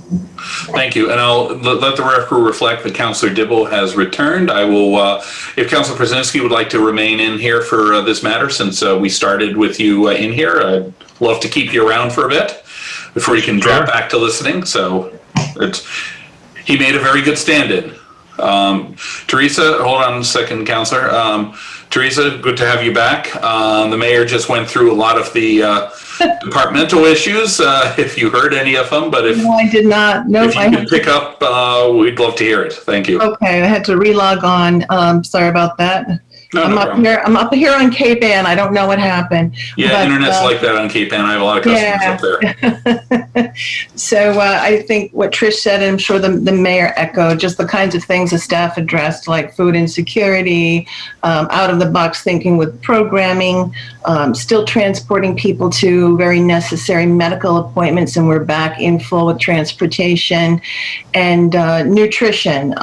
We will be opening congregate meals on the 14th. Be good to have people back in the building for the meals, and we've been doing a lot with nutrition education and outreach, and more to come on that project, but we've been very busy. In terms of the budget and looking at personnel, it's pretty much level funded with the exception of one addition, and thank you to Mayor Driscoll for supporting this, because I proposed a nutrition position that would enhance our offerings in the great room and would do more than handle congregate meals. And so we're building a position that would help to get more people from the community, other demographics into the building, and offer maybe a couple of breakfasts, themed lunches, lunch and a lecture to really fill the Community Life Center. So we think by adding hours and some more funding to this position, we want someone with a true nutrition background, familiarity with catering and such. And we are staffing that with a temp person until we can hopefully advertise for a permanent person. But I'm very enthused about this, and it will also complement what we're doing with nutrition education and outreach. So that's the little bit of a difference in this year's budget. Not very much from last year. The city is, I've got $25,000 in here for the city budget. So not a great change, that budget. In terms of expenses, requesting 14,000 again. It was adjusted to 14,000 last year for vehicle parts and accessories, and we did not use all of it this year. We weren't sure what to anticipate with transportation because, we weren't as full. We weren't using all of the vans, but as we're ramping up, I anticipate we will need those funds because we do have an aging fleet. And on the other side of that, we are getting a new 8-passenger van this month. So that's a good thing. But we do have to take care of the existing fleet and make good decisions on when to retire a vehicle or two as well.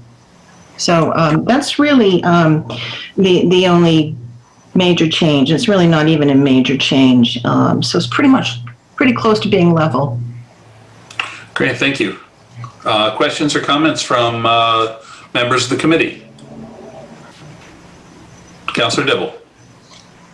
Thank you, Mr. Chair. Before I start, I just wanted to apologize for skipping out on you and thank whichever councilor jumped in. Been a busy day in my family with the birth of my first grandson today. So that was good. Teresa, I just want to thank you for what you do for our seniors. We have some competition coming at you. There's a new senior daycare being built downtown Salem. And I'm wondering how the Council on Aging will fare. I know they're going to offer some medical, some other issues at that daycare. How will you compete with them, and how can not just compete with them, but they're doing typical daycare with breakfast, snack, and lunch served, the way several other communities have private senior daycares. Daycare is the wrong word. Whatever the industry calls that type of. It's adult day health. Okay, thank you. So I'm wondering how you compete with that. But on top of that, I've heard a couple of people that spoke to me that have left the Salem Community Life Center, the senior center, and gone over to the Peabody Senior Center because supposedly they say it's more alive, it's more engaging, it's more, whatever the issue is. But I'm wondering how can we elevate what you do, and you're doing it very well. I've been down there. I donated my time down there a couple times last year. And I really enjoyed it. A bunch of the seniors, 3 of the seniors at the cribbage league that they have there in the pool, the gentlemen that shoot pool, challenged me to come back again. I took them out for breakfast after we played on both those different days. So it was a lot of fun. And I challenge all the counselors to go to the senior center and challenge some of our seniors in whatever event you're good at. It was a lot of fun. But how will you compete with a private facility to keep your facility up and alive? But also, how can you get some of the Salem people that have left? They still live in Salem, but they're going somewhere else for their daytime activities. And how can you really, really strongly grow the program so when we go in there, it's alive, like I've seen in several other towns. And I think you're just starting to break that. I think that you've gotten busier, and we need to tell that story so our seniors will feel comfortable and will want to go there with all the programs that you have. So in a general way, without any specifics, can you talk about how you compete against a private company and what can you do to significantly grow what you do? So by way of background, I've worked in a couple of medical models, and it's really a different animal. In adult day health, a person usually has needs with activities of daily living and independence. Whereas when you come to a community life center, you do have to be fairly independent, and not that you can't be on, a walker and need a little of attention or assistance. That's just good to do. But an adult day health really serves a different population on the aging spectrum. I worked for Element Care, the PACE program. I was an administrator there, and I worked for an adult foster care model. So these people have very different needs. They need medical attention on a daily basis. They do offer activities. They have activities coordinators and meals too, but they really have different medical needs. And there's the difference right there, is the level of independence. So for that first question, in terms of some people who might leave Salem and go to other communities, when you've seen one council on aging, you've seen one council on aging. I think so much has to do with personal preference, and I think all of my counterparts on the North Shore do a fabulous job, and I think we do too. I think that we listen to our folks. If there's something they want, we will try to bring it to them. We really want to please our seniors and will continue to do so. We have people coming from other communities to us, from neighboring communities, who prefer some of the programs that we do. So it's not just Salem folks we serve, mostly, but we have from Beverly, Danvers, Peabody, come over to us for some programming too. So I think the key is really just listening to the constituency, if you will, and trying to meet those needs all the time. If I can continue, Mr. Chair. My mother, Eleanor Derby, before she passed away, she lived in Ward 5, so the chair knows the area. I don't know if he's ever met my mom, I'm not sure. But she was very active in the community. Mayor Driscoll knew her really well. She used to walk to church and on, and Mayor Driscoll really tried to get a senior center built at the former St. Joseph's Church area on Lafayette Street. And, you know, back then it was like, actually before Mayor Driscoll became mayor, it was like, let's build something somewhere in Salem for our seniors. And I went and spoke at that meeting that the mayor had, a public community meeting on Lafayette Street to build one at the church. I forget where the meeting was held, but I remember speaking at it. And my mom was still alive then, and it was frustrating that we didn't build something for our seniors 30 years ago, 40, you know, a long time ago. We had the old high school on Broad Street, which was not a good facility. It might have been, 150 years ago, but not recently. So I applaud your efforts, but I think we need to double down and really go after the seniors and get them out of their houses and participating, because the programs that I saw at the senior center are really good and really strong. Maybe we need more of them. I don't know. I'm not in that field, but the seniors that are there now seem to really enjoy what's going on there. Playing all sorts of games and having fun and learning and education, and it's alive, but you could quadruple the number of people easily and not really put a dent in the unused space that you have going up there now. So I don't know what the answer is. I'm not in that field, but I know you have competition coming at you. And I know the Ward 3 resident, Yeleni Noah, has a Hispanic facility, a private facility in Lynn. And I was down there visiting him, and I spoke before his group, and there were quite a few Hispanic Salem residents down there in Lynn. So I don't have the answer for it, but I think we need more outreach and get more of our seniors in your facility, because what you're doing is excellent. We just need to tell the story and get more people there. Agreed. And we continue to do outreach through the pandemic. We've done that. And now we can get back out on the field and do more stories about the good works that we are doing. That other model you spoke of in Lynn too is a bit of a medical model too. So it is different. And then there are also very many ethnic-based adult day health centers. But just remember that those people, they're screened in because of medical need. So I don't view them as competition. I view them as a different program. So, the folks that come to our community life center are typically pretty independent in order to participate in what we offer. But always we try to think out of the box and look to the future, meet needs. We've got younger seniors coming along who always question authority, and that's a good thing. So we anticipate the growth once we're back. But thank you very much for your suggestions. It's interesting down there in Lynn at their facility. I saw, and again, the entire group of people there were probably 99% Hispanic, quite a few Dominican. And I put a challenge out, and I addressed them in Spanish. There was maybe 200, 250 people in the room. The room was wall to wall, whatever the number was. I don't know. I didn't count them. But I spoke to them in my really bad Spanish. And I challenged them, and I asked who was the best pool player in the whole room. And I challenged them, when this meeting's over, I want to see you on the pool table. And let me tell you, there were several people that jumped up out of their chairs, and they wanted to challenge me, and on and on. And they weren't in wheelchairs. There were a lot of people that were very healthy. And I don't know what we do for the Spanish language residents at the senior center, but maybe perhaps we can do more. Because the gentleman that I did play pool, he wound up beating me. He was one of the best pool players I've ever played against. Not that I'm any good, but I just wanted to have some fun with them all, as I did at your senior center, and I will be back there again to challenge them again. So let your seniors know I'll be back. All right.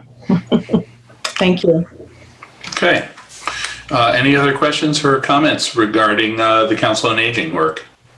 And I agree, it's, right now is a big challenge in getting out and getting the outreach to the community. It's really a lot more difficult during when everybody was cooped up, and I hope to see those people coming back and we can kind of get into the neighborhoods and remind people that these services are available and facilities. So I think Pat wants to say something. Trish?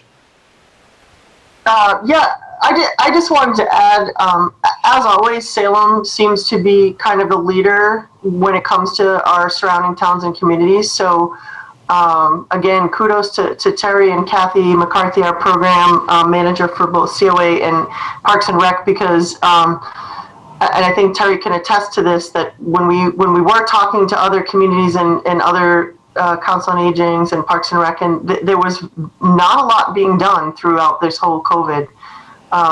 And they really looked to us in what we were doing. Mm-hmm. And so I think we set that bar incredibly high and almost put pressure on them to follow. Obviously everyone is sensitive to the comfort level of what could be done, what couldn't be, and seniors that were comfortable coming out and not. But, I just want to say I think Salem set the bar really high for those other communities to follow. And so, again, thanks to Terry and Kathy McCarthy, our program manager, as well. Thank you. Any other questions or comments from members of the committee or members of the council? If there are none, Councilor Riccardi. Sorry, I did have one quick question about the part-time food service, or food supplemental position, sorry for the exact term. It reminded me of right before the world shut down, the community meals that we were having in the evenings. And would it be like a similar concept to that? Because that was great and it was really kind of getting on a roll. But I just wanted to add that comment in there that I think is such a great opportunity to, you mentioned, brunches but to have it, be the whole part of the community again on a regular basis. I just wanted to add that I'm hopeful that those come back. I wasn't quite sure who exactly owned that before. Yeah, well, there's so much going on in terms of food and meals in the community, which is a wonderful thing. I think we're really looking at, and things can change and things can evolve all of the time, but we're looking to create kind of a cafe, like the Bridge kind of atmosphere for people in hopes of getting, all ages in, Salem for all ages. And, we're working on what that might look like and utilizing the excellent background of this temp person who's coming on, who's happy to help kind of kickstart Congregate and think about what might fly. But we do have some ideas of how to draw in other demographics. Great. Excellent. Thank you. Thank you. Councilor Riccardi? Do you have? I guess if there's nothing further, we can move to approve the Council on Aging personnel budget of $498,719.78 and the expenses of $89,900 for departmental total of $588,619.78. Thank you. Councilor Riccardi moves approval. Do I have a second? Anybody? Thank you. Councilor Dibble seconds.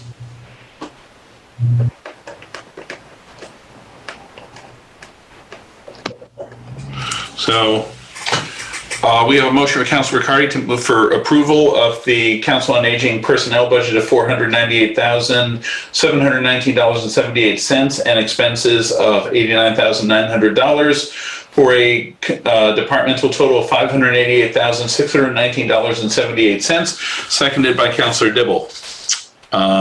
Seeing no further discussion.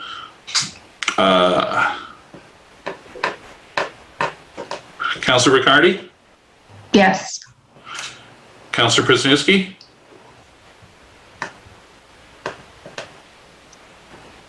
didn't realize I was still part of the voting committee, but yes. Yeah, we haven't let you go yet. I kept you on for this one. Okay. Thank you. Okay. Thank you. Counselor, because we weren't sure on the timing. So, Counselor Dibble? Yes. And myself, yes.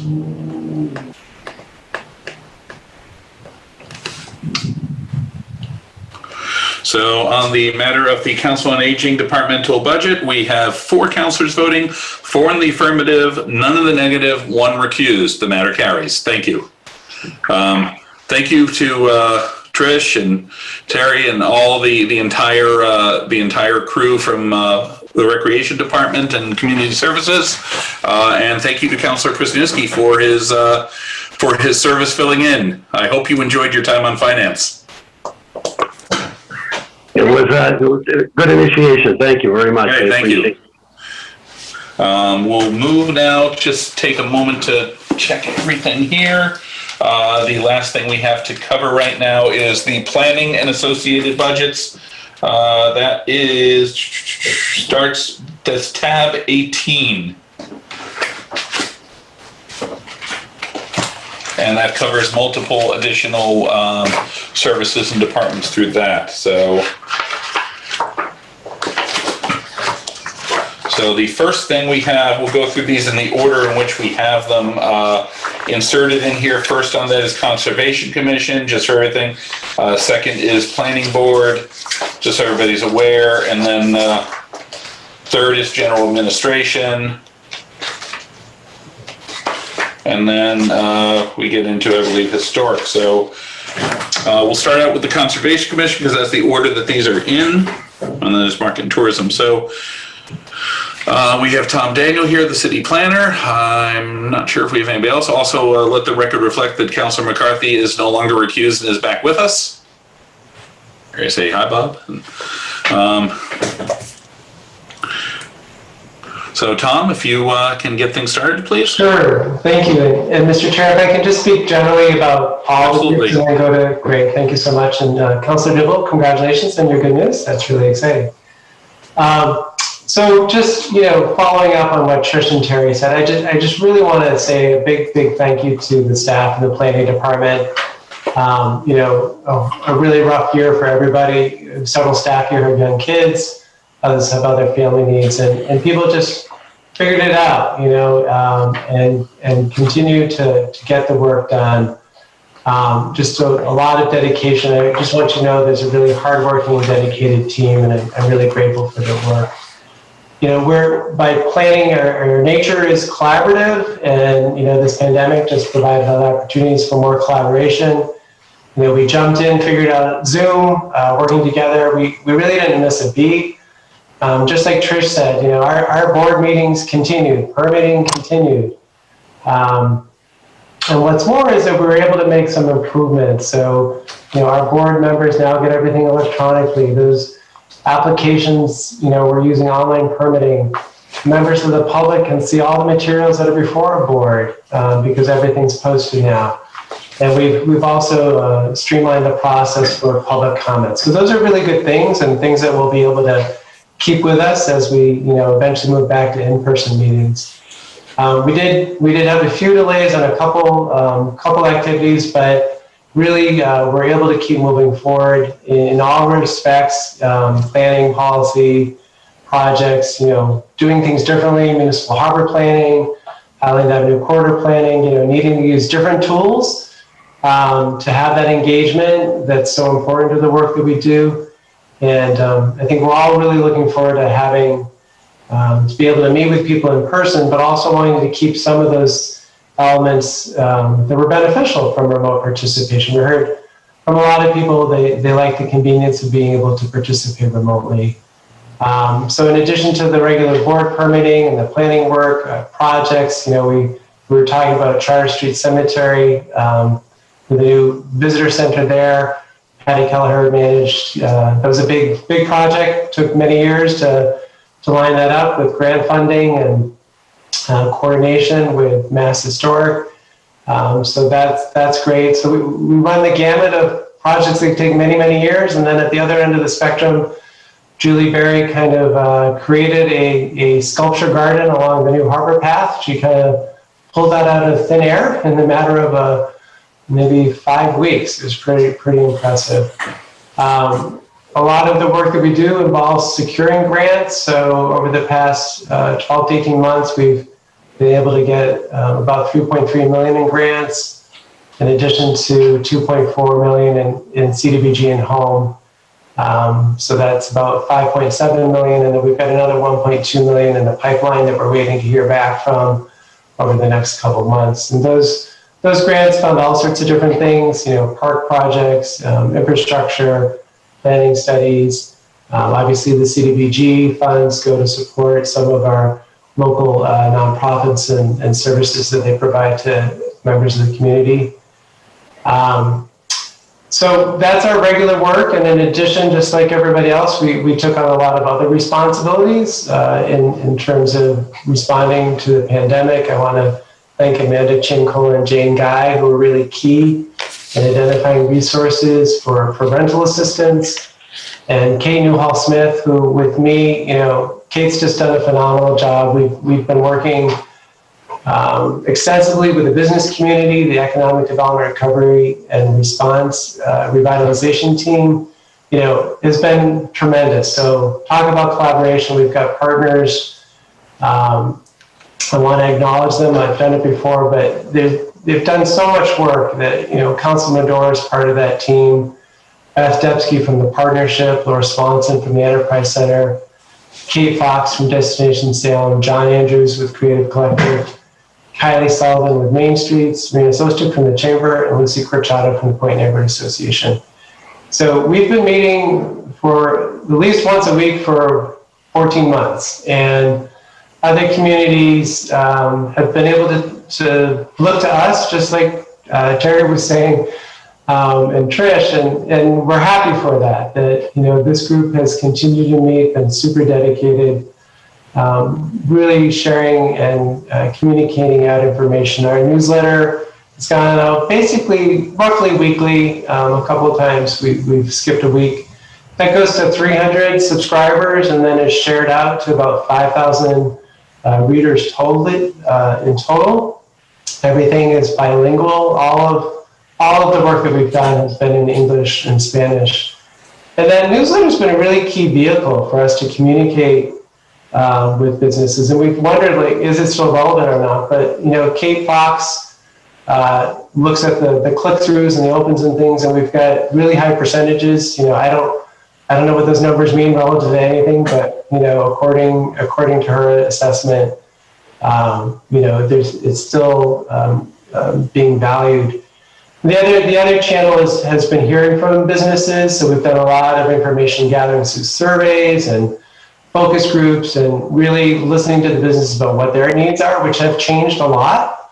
A year ago, we were concerned about a lot of businesses being, not making it. And we're in a position now where actually more businesses opened last year than closed downtown, which is not what anyone was thinking was going to happen. We heard from businesses that they wanted support with PPE, with outdoor dining for the restaurants, with marketing. And so, again, Seth Luttrell took off a harbor planning hat, figured out how to secure PPE and got 200 kits distributed to businesses. Kate Newhall-Smith set up a grant program using CDBG and city money. So we were able to support 50 businesses with business grants. But beyond Kate, that was also involved IT. It involved Julie Medina works on our budget and legal and finance. It's really, I just want to sort of acknowledge the teamwork that's beyond just planning, but all of the other departments that have been working to support the businesses. Similarly with outdoor dining, that's been a huge collaboration among the building department and DPS and legal and licensing, IT, and traffic and parking. And it's really made a difference. We have last year and this year over 50 restaurants that have outdoor dining. And that's been huge to their survival and is also something that's an outlier again from other communities in the region. And we also had the benefit of having artists participate and make them look nice and work on accessibility and focusing there. So those are just some of the things, you know, the EDRR and our partners have done. Another area has been technical assistance. We're able to support the Enterprise Center with expanded technical assistance, serving 19 businesses during the heart of the pandemic.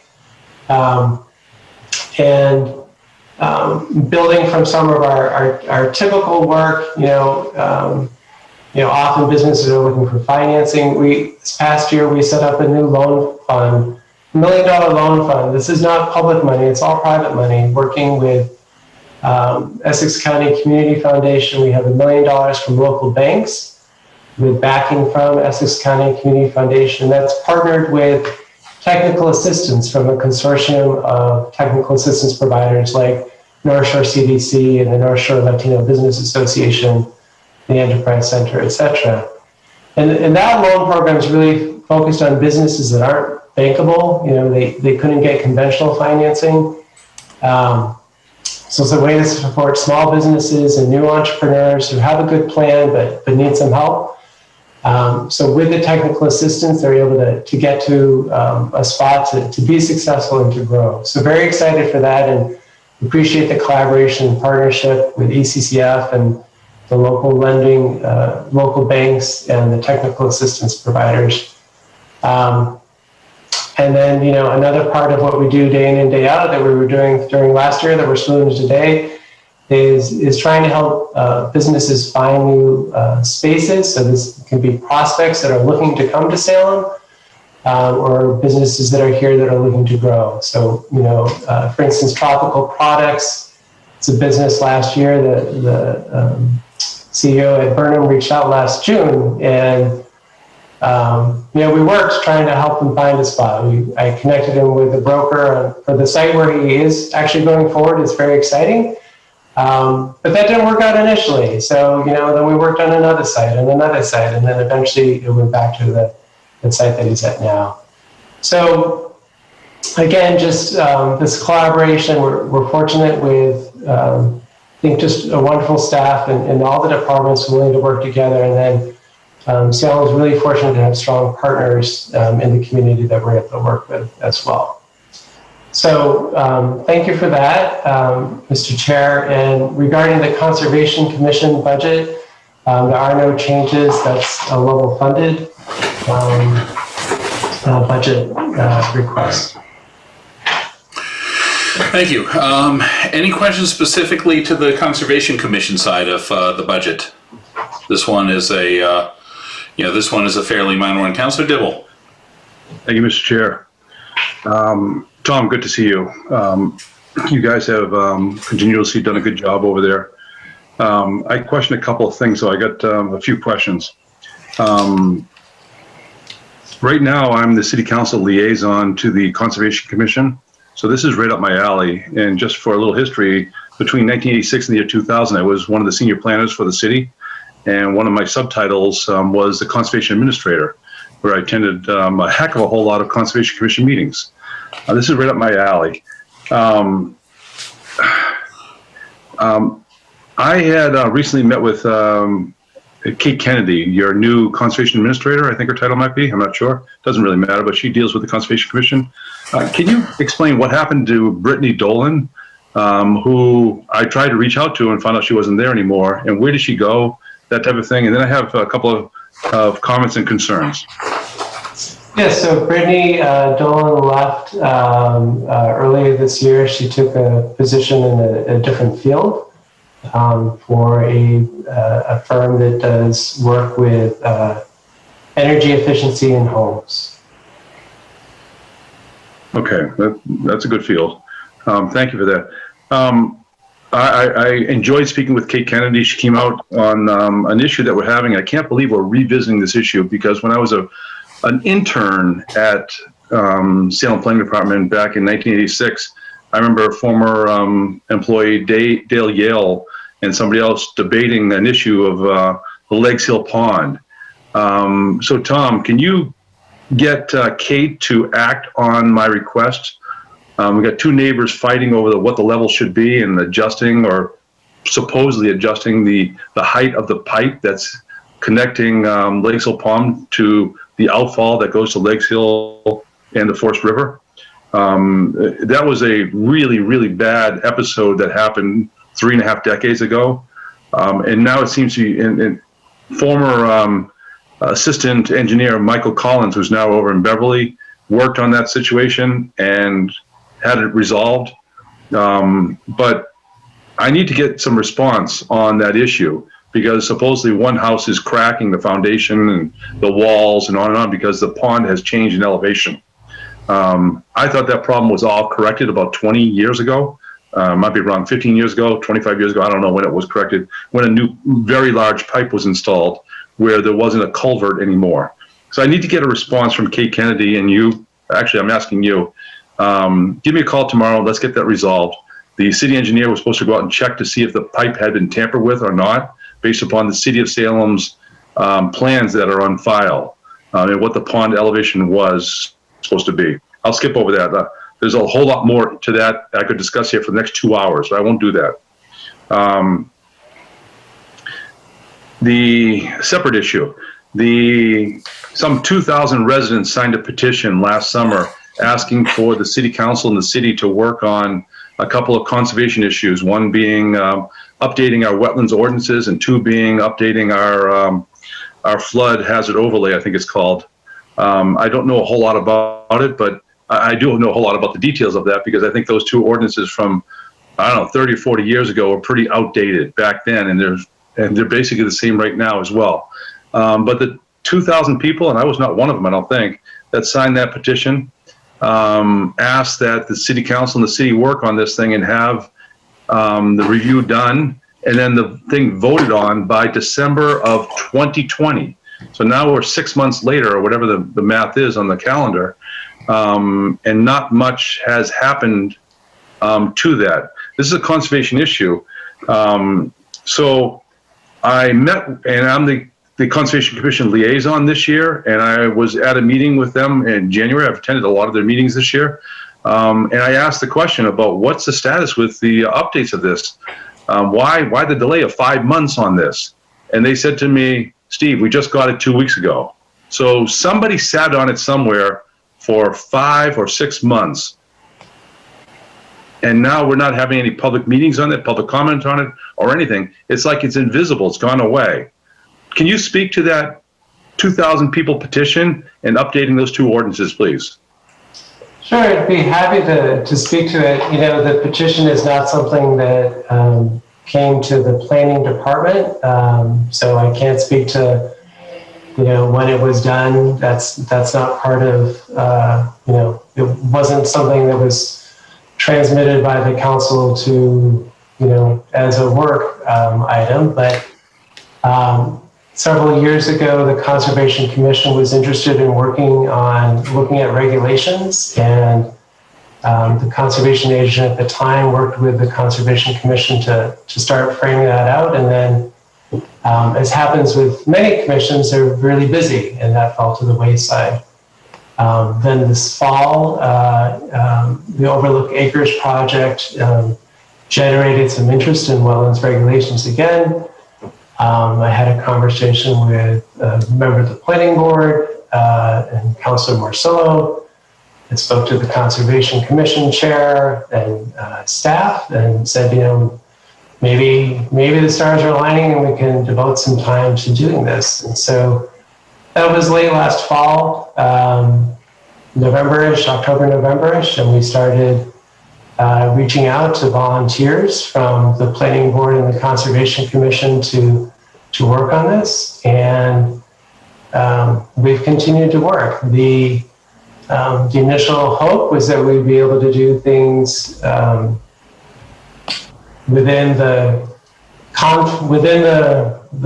constraints that we have in terms of not having money and trying to manage things from a time perspective.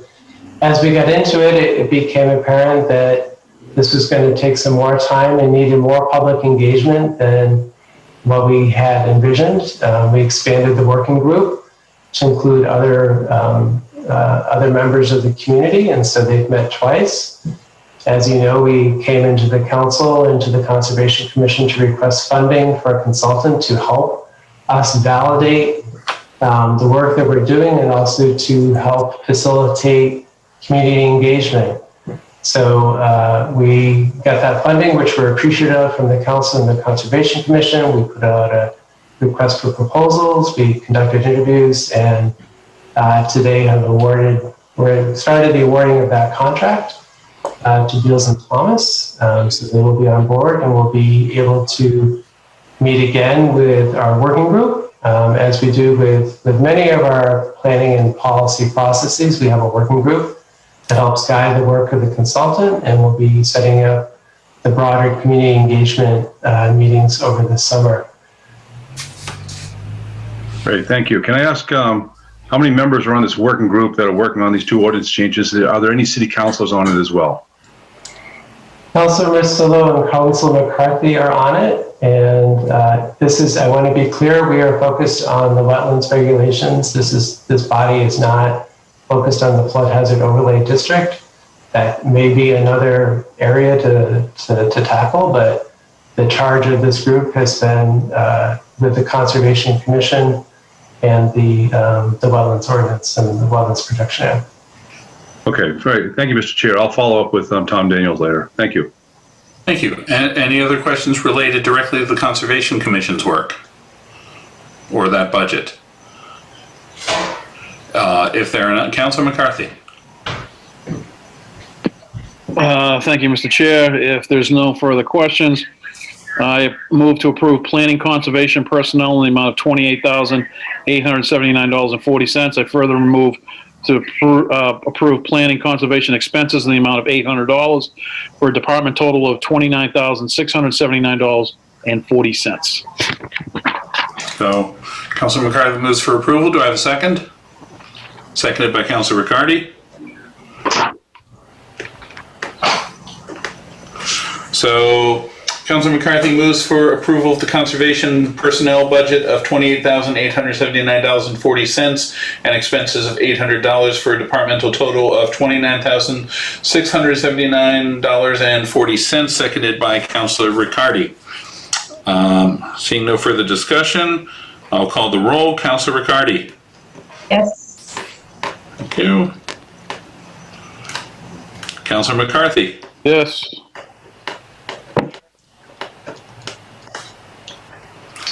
Councilor Dibble. Yes. Myself, yes.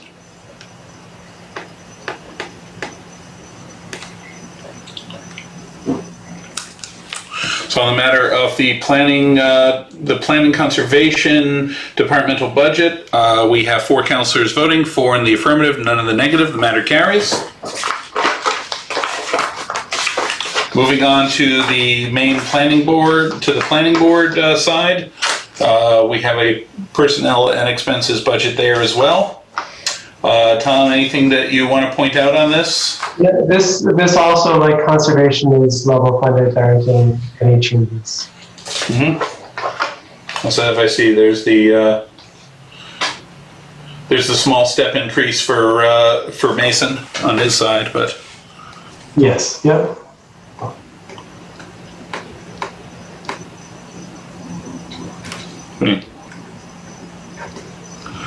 Any questions on the planning board side? Councilor Morcillo, not being a member of the committee. Thank you. Thank you, Mr. Chair. I just want to say I really appreciate the fact that all of the plans for projects are online. I very often include links in my newsletter to the plans for projects in Ward 3. And I also include links to the EDRR newsletter also. So I really do appreciate that all the boards and commissions are getting their information for meetings online. Great. Thank you for that feedback. Yep. We think we're hearing good things from lots of people. So. Yep. Yeah, one of the few upsides of this last year's pandemic has been that we've gotten so much more online, and I know I'm really looking forward to getting back into council chambers in the hopefully near future.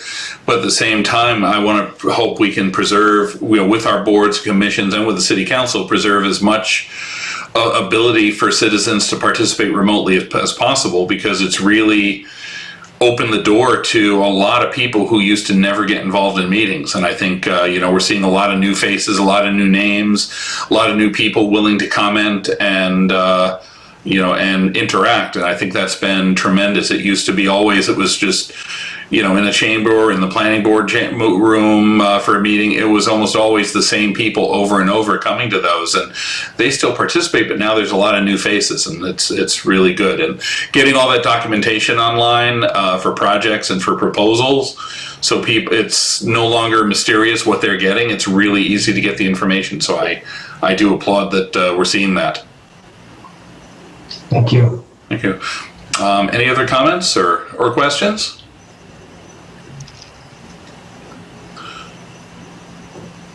Anybody? Seeing none. Councilor McCarthy. Thank you, Mr. Chair. If there's no further questions, I move to approve the planning board personnel budget in the amount of $33,260.18. I further move to approve planning board expenses in the amount of $3,730 for a department total of $36,990.18.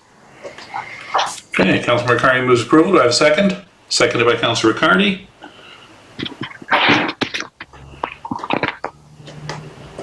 So Councilor McCarthy moves for approval of the planning board personnel budget of $33,260.18 and expenses of $3,730 for a departmental total of $36,990.18, seconded by Councilor Riccardi. Seeing no further discussion. Councilor Riccardi? Yes. Councilor McCarthy? Yes. Councilor Dibble? Yes. And myself, yes.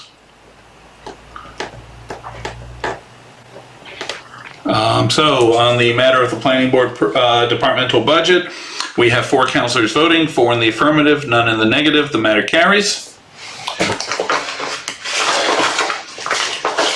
Kicking us forward a couple of pages to the planning general administration budget. Here's the largest single part of this, all the various activities and pages within.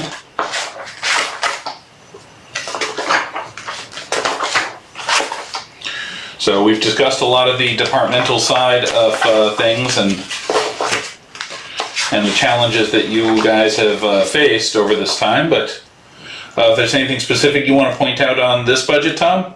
Sure, thank you. So this is largely level funded. There are 2 new requests in here. One is membership in the International Downtown Association, which is under dues and subscriptions, $940. That's an organization that provides, it's a network of resources and individuals who help each other across the country. Well, it's actually global, it's mostly North America, in terms of supporting downtowns, and that can be in terms of programming, management, supporting retail, those types of things. So that's a new request in there. And the second is a part-time planning assistant.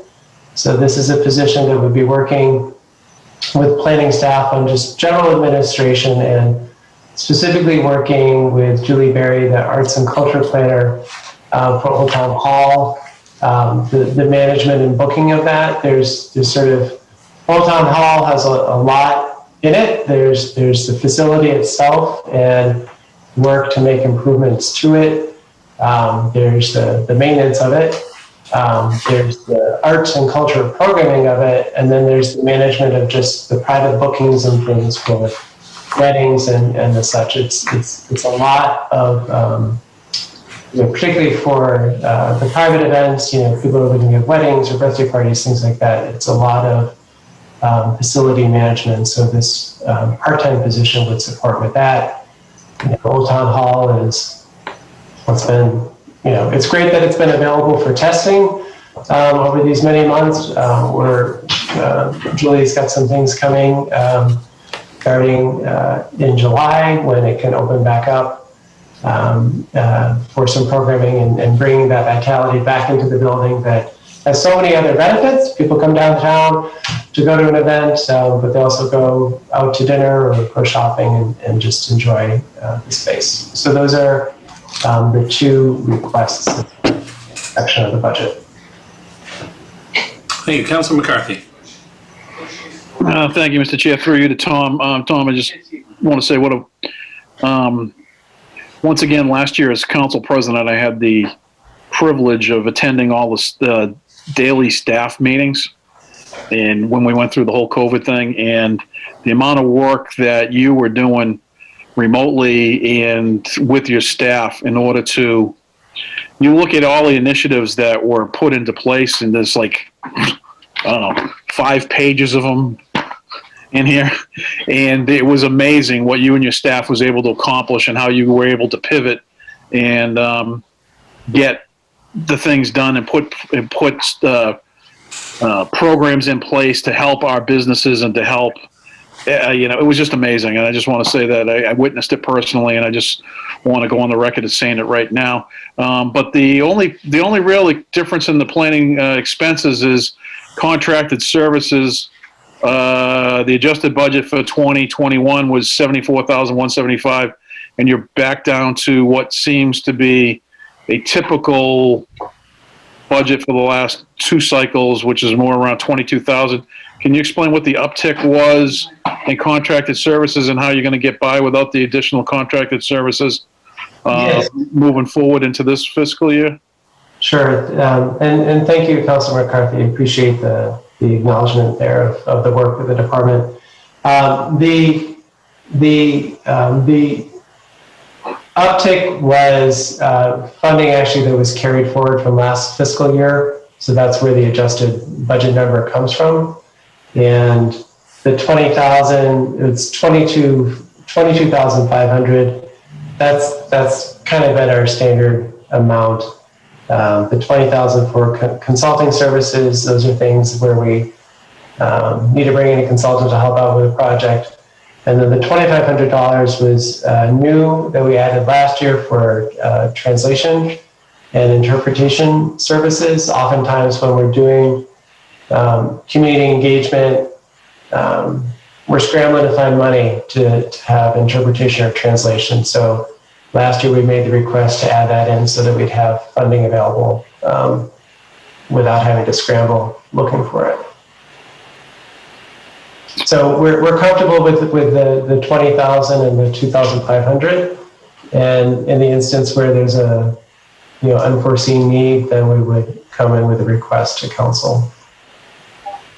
That's great. I guess the one last question is, when you talk about the planning department and obviously the planning board meetings and whatnot, and we've all pivoted towards Zoom. And I know that I've had conversations with our city clerk on how we're going to approach a hybrid approach. And I know that, it's, the ability to be on Zoom has opened many doors for many people who sometimes they want to participate, but don't have the time or the ability to run downtown to go to be in a meeting where they could, when they, if they're watching their own children or whatever it is, whatever reason they have to be in their house, but it allows them to be in a forum such as this. How are you guys working towards, are you working with Matt Killen as well and the IT department to try to figure out some hybrid approach that would still going to allow, assuming that the governor and the state legislature approves some sort of hybrid model, which I think they're going to tend to do. Have you guys determined how you're going to pivot to do that? I'm assuming that because it also gives, I don't think you can have the whole board not be in attendance, but it gives some flexibility. If it gives some flexibility to board members, because sometimes I know you have problems with quorums and listening to the whole thing. If they can, if they've got a conflict, but they can actually Zoom in to be so that they won't miss the quorum on still being able to vote on a project. So you just briefly touch on that and how you guys are going to be dealing with that? Hopefully, you know, as we come through the summer into fall, we all kind of figure this out. Yes, that's something that we are talking with Matt Killen. It's more complicated than I thought,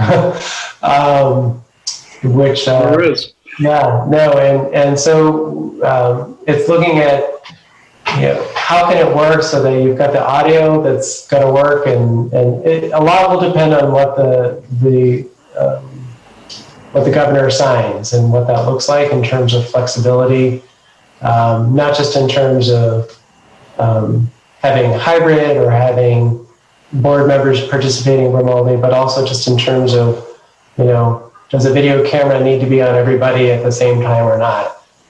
Those types of things. So I know the mayor is, you know, we've been talking about this for many months because we knew at some point this would be coming. So Matt's been working on this. And another factor out there is, which I didn't appreciate either, is just the lead time in getting equipment. That I think there was equipment that he ordered in December that didn't arrive until April, just to make some improvements. So it is something. Just to echo, you know, again, we've heard from so many people who appreciate the ability to be able to stay home and zoom in for the portion of the meeting that they're interested in, and so we want to be able to keep that availability and flexibility so that that broader participation is able to continue. But also have the in-person piece, because that's tremendously valuable in another way too. Thank you. Thank you. Mayor has her hand up to add in here. Yeah, please. I appreciate the opportunity and just want to recognize Tom. You know, the planning department is the real workhorse in the city, tackling large-scale initiatives like the South Salem commuter rail stop, reuse of the 44 acres at the power plant, going through the municipal harbor planning process. They also manage smaller projects, you know, the park upgrades, other smaller initiatives, usually tied to grants that they also write. This is a department that really, you know, has a high return on investment for the dollars that we put into it. And I just want to really publicly recognize Tom.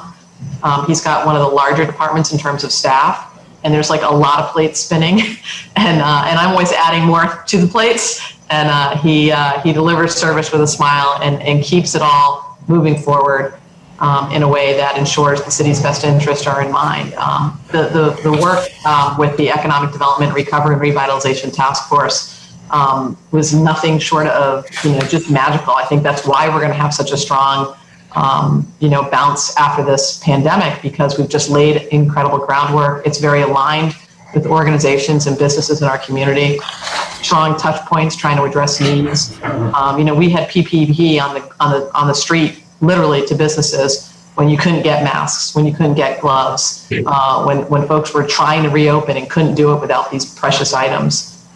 We provided dollars. All of those dollars and programs were managed by staff in the planning department.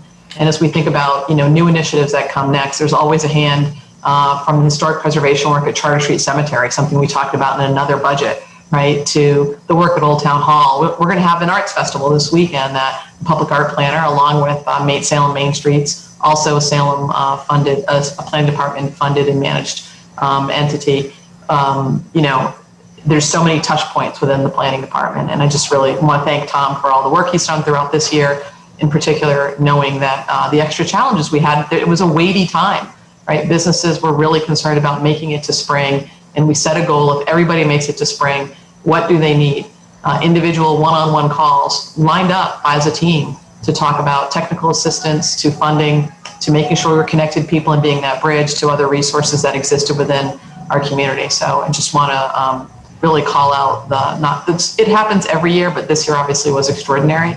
And there's no shortage of initiatives. We just keep going. This is like the Energizer Bunny of the city, and it's largely money very much to our benefit. So thank you, Tom. Thank you, Mayor. Appreciate that. Thank you. Any other questions or comments for Tom in general on the main planning department side of things? Councilor Dibble. Thank you, Mr. Chair. Tom, I want to thank you personally for holding the line on the expenses. on your department's expenses. You're way down this year. What do you attribute that to? Why are you spending so much less on non-personnel expenses? Well, I think the adjustment, I'll go to the tally here is. It's contracted services. Sorry? Yeah, it's the contracted services reduction there is what really accounts for it. Everything else has been pretty consistent. We did some reductions last year when the budget was cut, and we've been managing within that as well. Sure. Can you just explain what are those contracted services that we had last year that we're not requesting again this year? Right. So in part there was a carryover from last year. There was the Highland Avenue study of $40,000 that was carried over, and so that is part of that 70.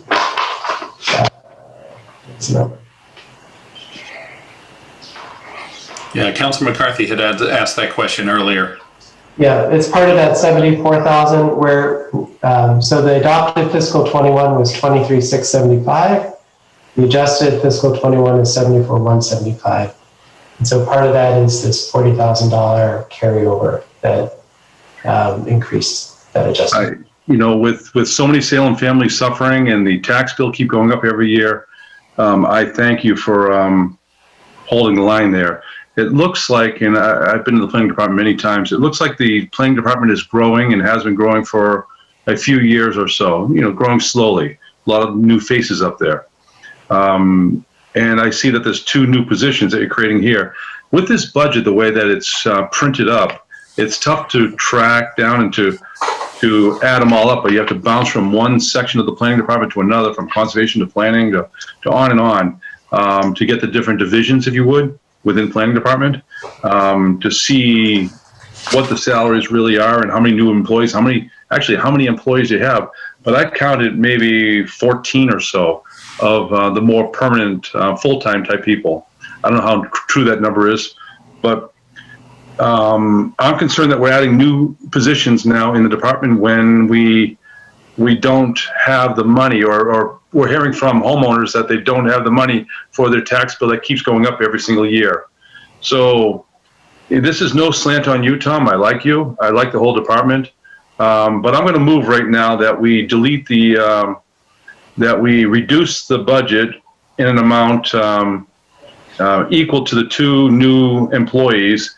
So my motion is to delete reduce the budget of the planning department of $75,039, which would be equal to the amount of those 2 new employees.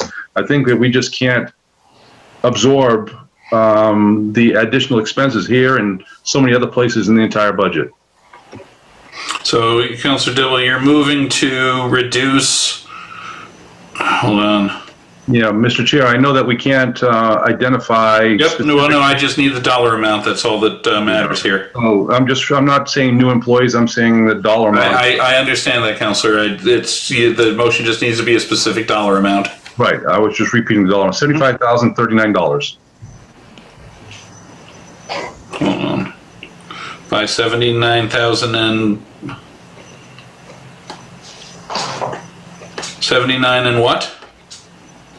I'm sorry if it wasn't clear. $75,039. $75,039. Okay, Councilor Dibble's moving to reduce the planning personnel budget by $75,039. Does the motion have a second?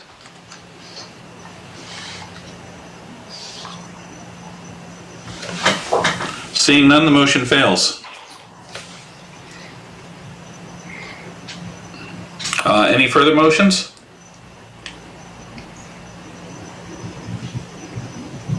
From any members? Any further motions on this departmental budget? Councilor McCarthy.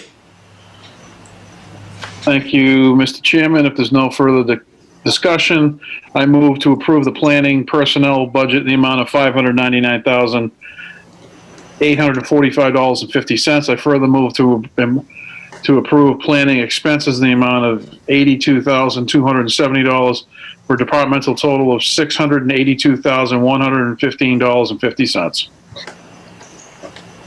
Okay. Councilor McCarthy moves approval. Councilor Riccardi moves to second.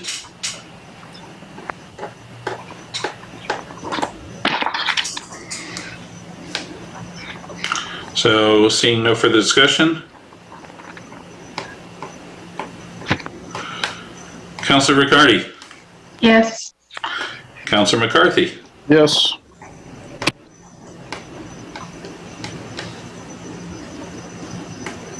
Councilor Dibble. No. And Councilor Turiel, yes.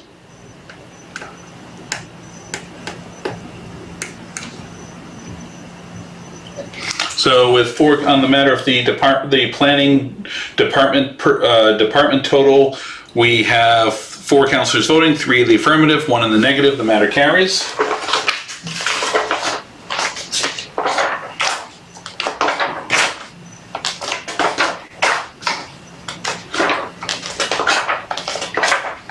Next, we have the market and tourism, and that is strictly an expense budget, mainly carrying our promotional side. So hang on one second.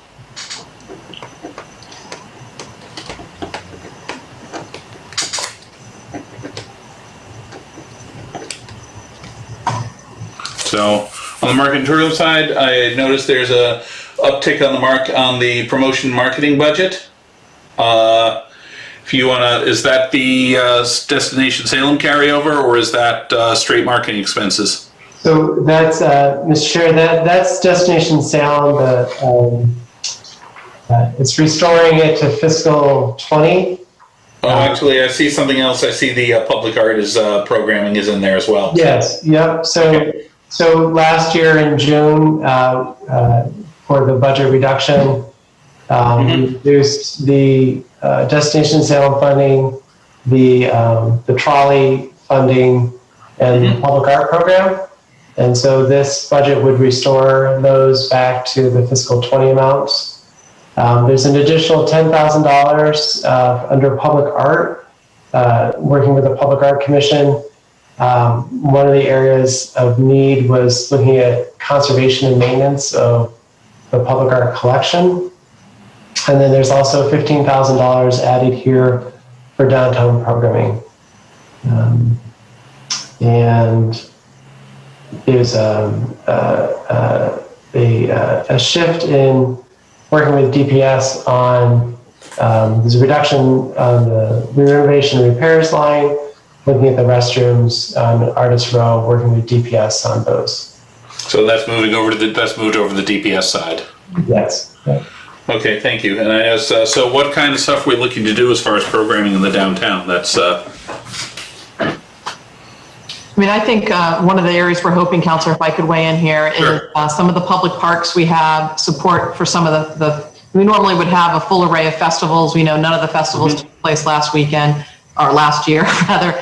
They haven't been raising funds. We want to work to make sure we still have programmed activity in these public spaces. We're anticipating there's going to be a continued high demand for people to get outside, notwithstanding, the higher vaccination rates. We think it's always better when there's constructive activities in our public spaces. So if we think about whether it's Fortin or Derby Square, or even some of our public parks in neighborhoods, wanting to have intentional structure for people to come together. There's also an aspect of this of wanting to try and support the creative community. We know our musicians, who usually would be playing live music in restaurants and other areas, weren't doing that all of last year. So there's a bit of a pandemic recovery effort here to try and put people back to work, provide structure for families and others to take advantage of our great public spaces. And you need resources to try and do that. We do think a lot of these dollars will be reimbursed through both meals taxes. When people are downtown, they're eating and enjoying themselves.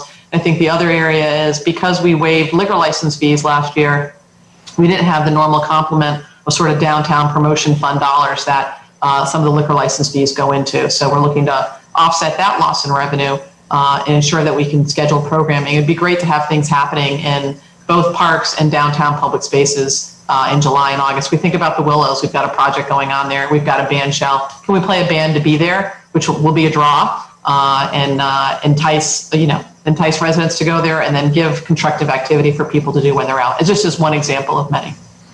Yeah, thank you. Yeah, I note one thing that I think we kind of, hopefully it didn't cause too much harm, but in particular, last year would have been really the first full year with completed construction and activity at Fortin Park, with the docks going in and the river and the harbor walk finally being finished and stuff. And we kind of missed that first year window. So we kind of have to, I believe, one of the things we need to do is sort of train residents that this is a resource and an asset in order to get people in the habit of using that space now that it's fully built out. Yeah, and a lot of it is, not all of it is going to be programmed in ways that cost us. We're doing family bingo at Fortin Park, so I hope everyone will come down for that, and other ways that we can populate the area. But there are times we want to pay our musicians, we want to pay our artists, we want to support their efforts. Putting up a movie in the parks for a movie night, it's obviously paying somebody the licensing fee for the movie and to run the projector and things like that. So those dollars are going to go a long way. Thank you. Any questions from members of the committee or the members of the council who are still on the call? If there are none, I'd look for a motion. Councilor McCarthy,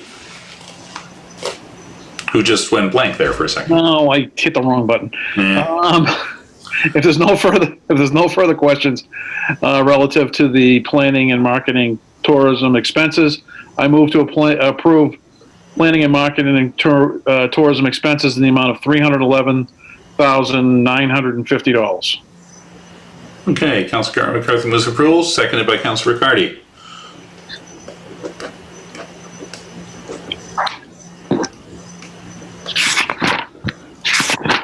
Seeing no further discussion, call the roll. Councilor Riccardi.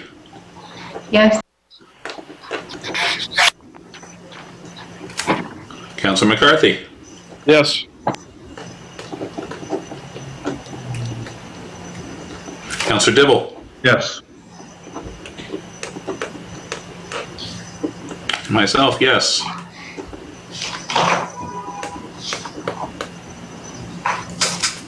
So on the matter of the marketing and tourism expenses budget, we have 4 councilors voting, 4 in the affirmative, none in the negative. The matter carries. We're almost done with today. I think the only thing we have left is the Historical Commission.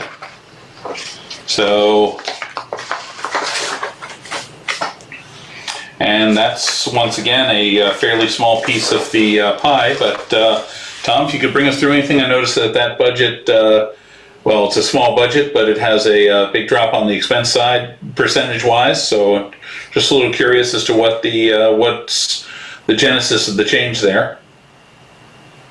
Yeah, so that's right. That's the adopted budget was $1,020, and the adjusted was $1,265. Similar to the other, there was my understanding there was a carry forward outstanding last year. If I could, I just want to acknowledge Patty Kelleher's work. The Historical Commission is super busy. I want to acknowledge, the commissioners and the amount of time. I mean, we're fortunate that we've got amazing citizens that volunteer for all these boards. But the Historical Commission has had a lot of work, and Patty, in addition to providing support to the Historical Commission, as I mentioned earlier, and the manager for the Charter Street Cemetery. She's also managing other projects with Dixon Memorial Chapel and the Always Clock restoration. Historic preservation and historic fabric of the community is such an important aspect of it, and Patty is incredibly talented.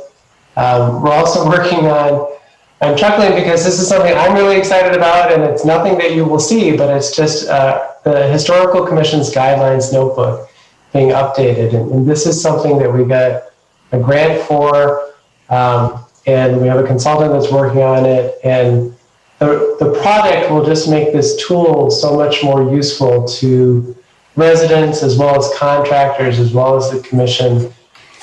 So this is one of those things you never hear about or see about. It's all behind the scenes, but it's it's part of that work that's just going to make things go better.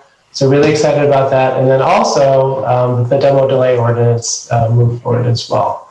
So it's been a lot of work coming out of all the areas of the department, but I just want to spotlight the Historical Commission.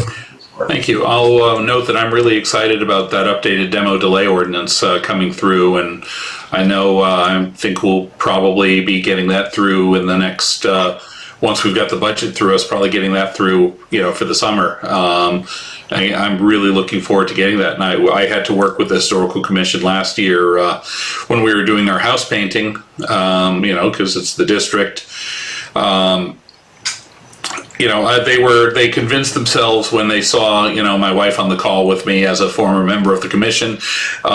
They did not, they moved to approve immediately, but then we did have an actual discussion about it. So it was nice to kind of virtually work with some of those guys again, and now seeing them some in person is going to be even nicer. So I think they do really good work, and bringing that demo delay update to us, working with Historic Salem, has been a real positive.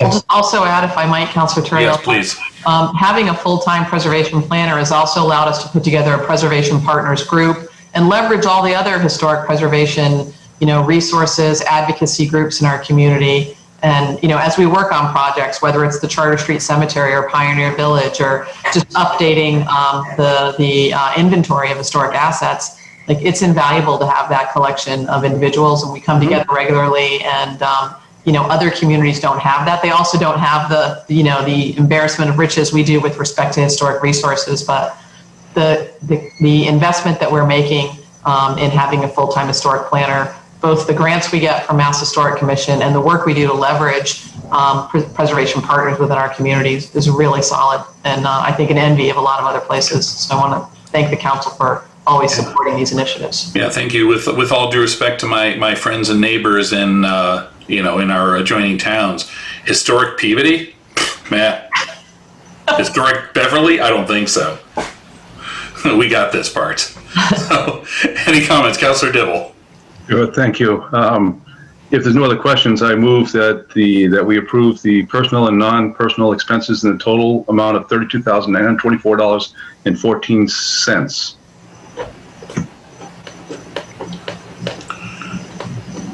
So Councilor Dibble moves for approval, seconded by Councilor Riccardi.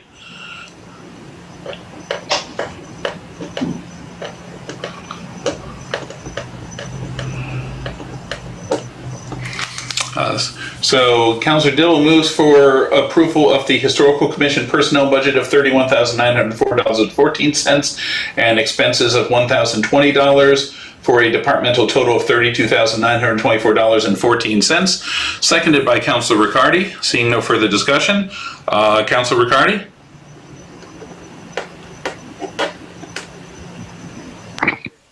Councilor Riccardi, I can't hear you. Oh, thank you.